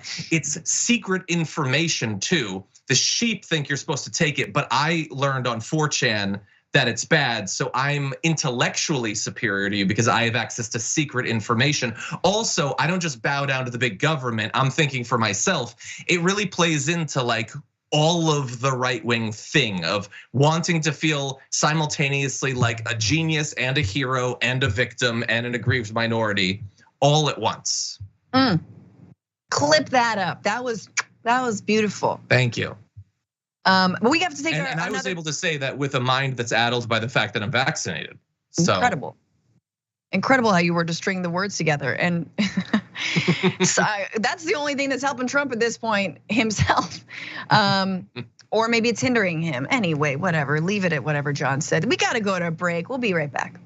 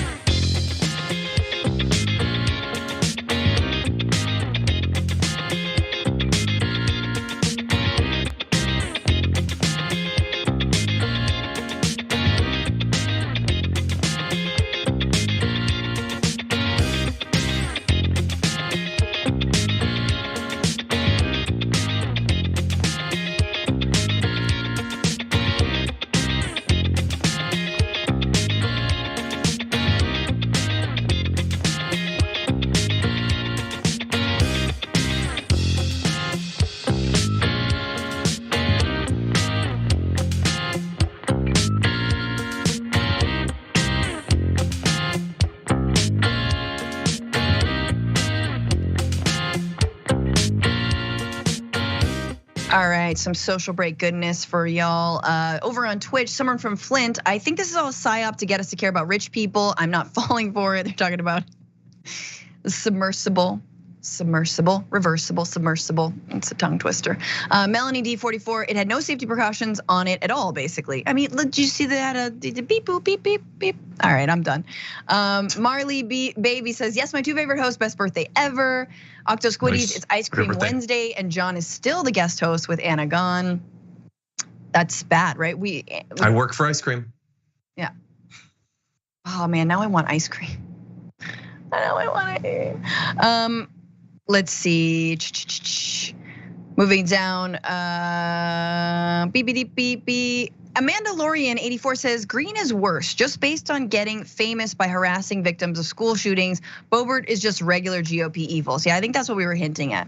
And Melanie D44 says he deserves to be locked up in a mental institution for the rest of his life. That would drive him up the wall and be the worst kind of punishment for him. I think we're talking about which of the ghouls? Probably Donald Trump.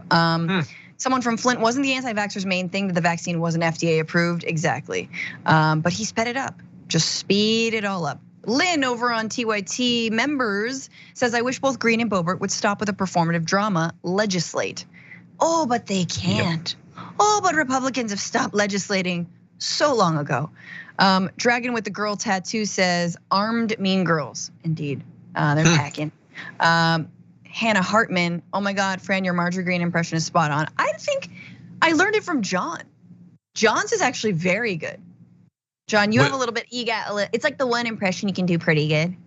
Yeah, I try not. Some people had a problem with it, so I don't really do it anymore. Oh, because it's like a Southern accent? It's a particular one, but yeah. Oh, we're canceling John Idarola for his Marjorie Green I have to be careful. I don't have any backup plans. Sometimes I hate, I love us, but I also hate us. Can I just be real? I hate us when we get so sensitive about stuff. And I don't believe in punching down at all. Making fun of Marjorie Green's accent is not punching down. Spare me. Our commenter just pointed out how she, was trying to harass victims of school shootings. Yeah. Give me a break. Mickey C saying 2 junior high school mean girls.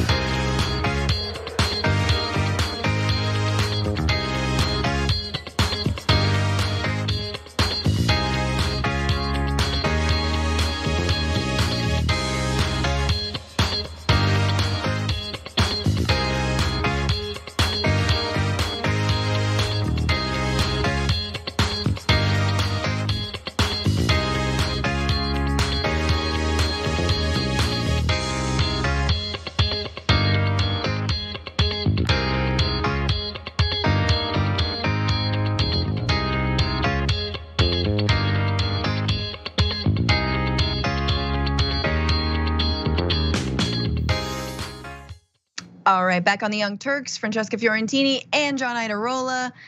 Oh yes.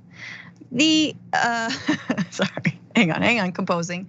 The not head of Twitter, but like head of Twitter, Elon Musk, who is again a free speech warrior and believes that everything is fair game and we should say whatever we want, has decided that actually, no, there's a new word that he does not like. In fact, he's deemed a new word a slur on Twitter. That's what he's saying, and that word is cis or cisgendered. Again, which means someone whose gender identity matches their sex assigned at birth, right? So that's what it is. That's all it is. Not a trans person, of course. How did this happen? How did Elon Musk decree that this is now a slur to call someone cis or say cisgendered?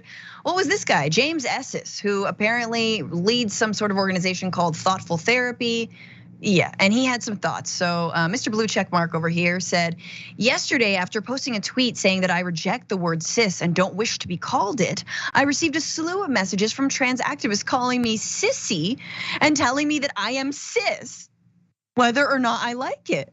Just imagine if the roles were reversed. Oh, imagine, Dewey. No, don't have to. Don't have to, because trans activists and trans people are harassed every single day on Twitter and many other platforms online in the real world as well. But anyway, because this is a guy with a blue check mark, Musk, of course, had to reply, and he replied this: repeated targeted harassment against any account will cause the harassing accounts to receive, at minimum, temporary suspensions. The word cis or cisgender are considered slurs on this platform. But of course, he had to follow it up with a poll because he has to ask all his minions, all his reply guys, do you think cis is a slur? And 78% of respondents said yes. So all of that from, again, incredibly scientific polling that he did on Twitter, that only he has access to. Anyway, so he then tweets, people overwhelmingly reject this obvious slur that bigots are trying to impose. And James Esses said, thank you for standing up to reality, Elon. I love you, bro. Here's another $8. Could I get a pass this month? Well, I mean, look, it's obviously easy to mock, and it should continue to be mocked. But look, he paid $8 to the richest person in the world, which is objectively embarrassing. But look what he got for it. He got to effectively outlaw 2 words that hurt his fifis. Yep. That's $4 a word. If this is his first month, that's actually a pretty good return on investment for an overly sensitive little guy. Here's what I don't get, and we could throw up graphic 7. Remember when Elon took over Twitter, neo-Nazis, anti-Semites, and the N-word, just flooding the entire space, just profanity nonstop, slur, slur, slur, slur, slur. So if by their definition, cis is a slur, wouldn't they want to use it? Didn't they never meet a slur they didn't like? I thought it was Slur Central. Slurping it up. This is a slur station, baby. It's a Slurpee. Let's go. I thought it was free that's speech. what he wanted. I thought you were supposed to be able to say whatever you want. Obviously, you're not. No, look, the issue for me isn't so much this guy. This guy is one of, there's thousands of this guy out there. He's the same as other guys. It's that Elon Musk, again, immediately replied. Elon Musk presumably is on Twitter right now, as I am saying this. He is just searching to see if people have tweeted at him, I guess, if they're just tweeting certain words all day long. Like, you might think that if you had billions of dollars, you would be happier. Not so fast. Maybe you would just spend all day on Twitter, because he certainly does. This is what he does. He replies to guys like this, James, who I've gone to his profile now. It's a thing about safeguarding children, so I have a pretty good idea of who he is. Someday his name will come up in the news again, probably for something that doesn't reflect as well on him. I will also say this, he loves that Elon Musk has cast his divine light on him. He's tweeting nonstop, including misgendering people and stuff like that. The dude is apparently a massive fan of retweeting his own tweets. He's retweeting pretty much everything that he puts out. This is influence farming. This is not about saving children. This isn't about language. His feelings are not hurt. Yeah, he was harassed, and he's spent every single moment on Twitter since that happened, tweeting and replying and all that. No, this is about raising a profile so he can put out an ebook or a podcast or whatever. It's all monetary. It's pathetic. Yeah, I mean, I don't know. I just want to clarify a little bit about cis also and that terminology, right? Like, I guarantee you this guy's not been called cis. Guaranteeing you he has not been called cisgender. I think a lot of times when I say the word cis, it's to explain privilege, basically. Like, if you are cisgendered, like, you have a certain amount of gender privilege, right? Whereas trans people do not have that privilege. But it is not a common tossed around terminology that everyone is being called, right? And so the fact that he's pointing it out, that it triggers him, is again why he then got trolled. It was this. Let's go to graphic 9. It was used in regards to sexuality in 1914 by a German book on sexology. However, the word cisgender was first coined in 1994 by a grad student who in an article for Huffington, from this article in Huffington Post, she said she was working on a paper about the health of trans teens. She needed a term for the opposite of transgender and looked to chemistry for inspiration and landed on cisgender. And cis is a Latin term that means on the side of, so on the same side of, usually in geography. For example, the region between the Jordan River and the Mediterranean Sea is called Cisjordan. Who knew? Anyway, I think we have a little bit of time for one more story. Let's see if we get this in. So it looks like President Joe Biden has been running roughshod over the voters of the state of Massachusetts. That's right. Last week, the Biden administration told auto manufacturers in that state they could ignore a ballot measure passed in 2020 by voters there to allow car owners access to their own data from their cars, their own data from their cars, so that they could go to a mechanic of their choosing and not necessarily a mechanic corresponding to the brand of their car, right? All right, so this is a little maybe convoluted, but what does it have to do with? Well, it's actually pretty important, it has a lot to do with consumer rights. So back in 2012, Massachusetts passed this right to repair law that required automakers to build this onboard port that allowed all the car's data to be stored there and that anyone could access with like a tool, a cheap tool basically.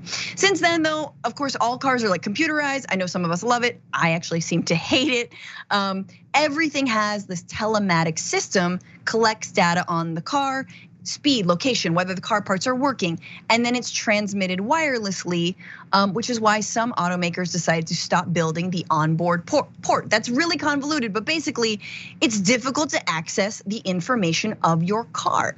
So what did Massachusetts voters do? They re-upped their law, and in 2020 passed this ballot measure that updates the right to repair and says, yeah, you got to give us, use open standards for diagnostic data so car owners and independent car shops can access it. 75% of the people voted yes, but the graphic one, the National Highway Traffic Safety Administration said, nope, actually, you could just ignore it. So they said it's preempted by the Federal Safety Act because of concerns that malicious actors could utilize the law's open access standards to remotely modify vehicle systems.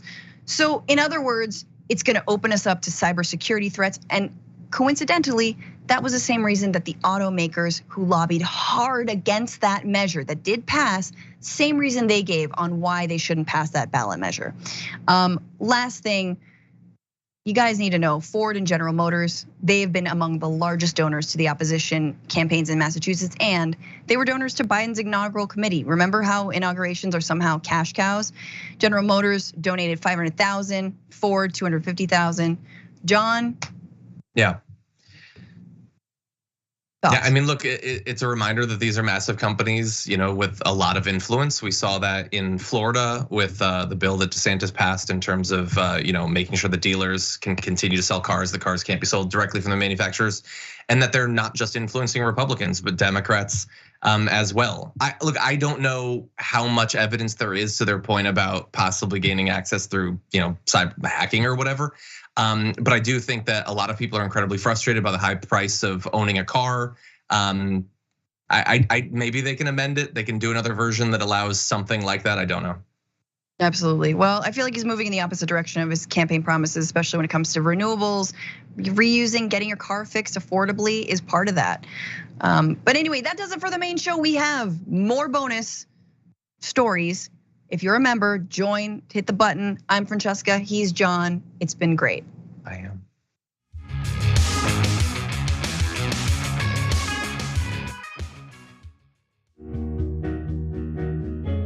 Our audience has given us everything, so we couldn't be more connected. When we first started, people would start giving us directions and say, okay,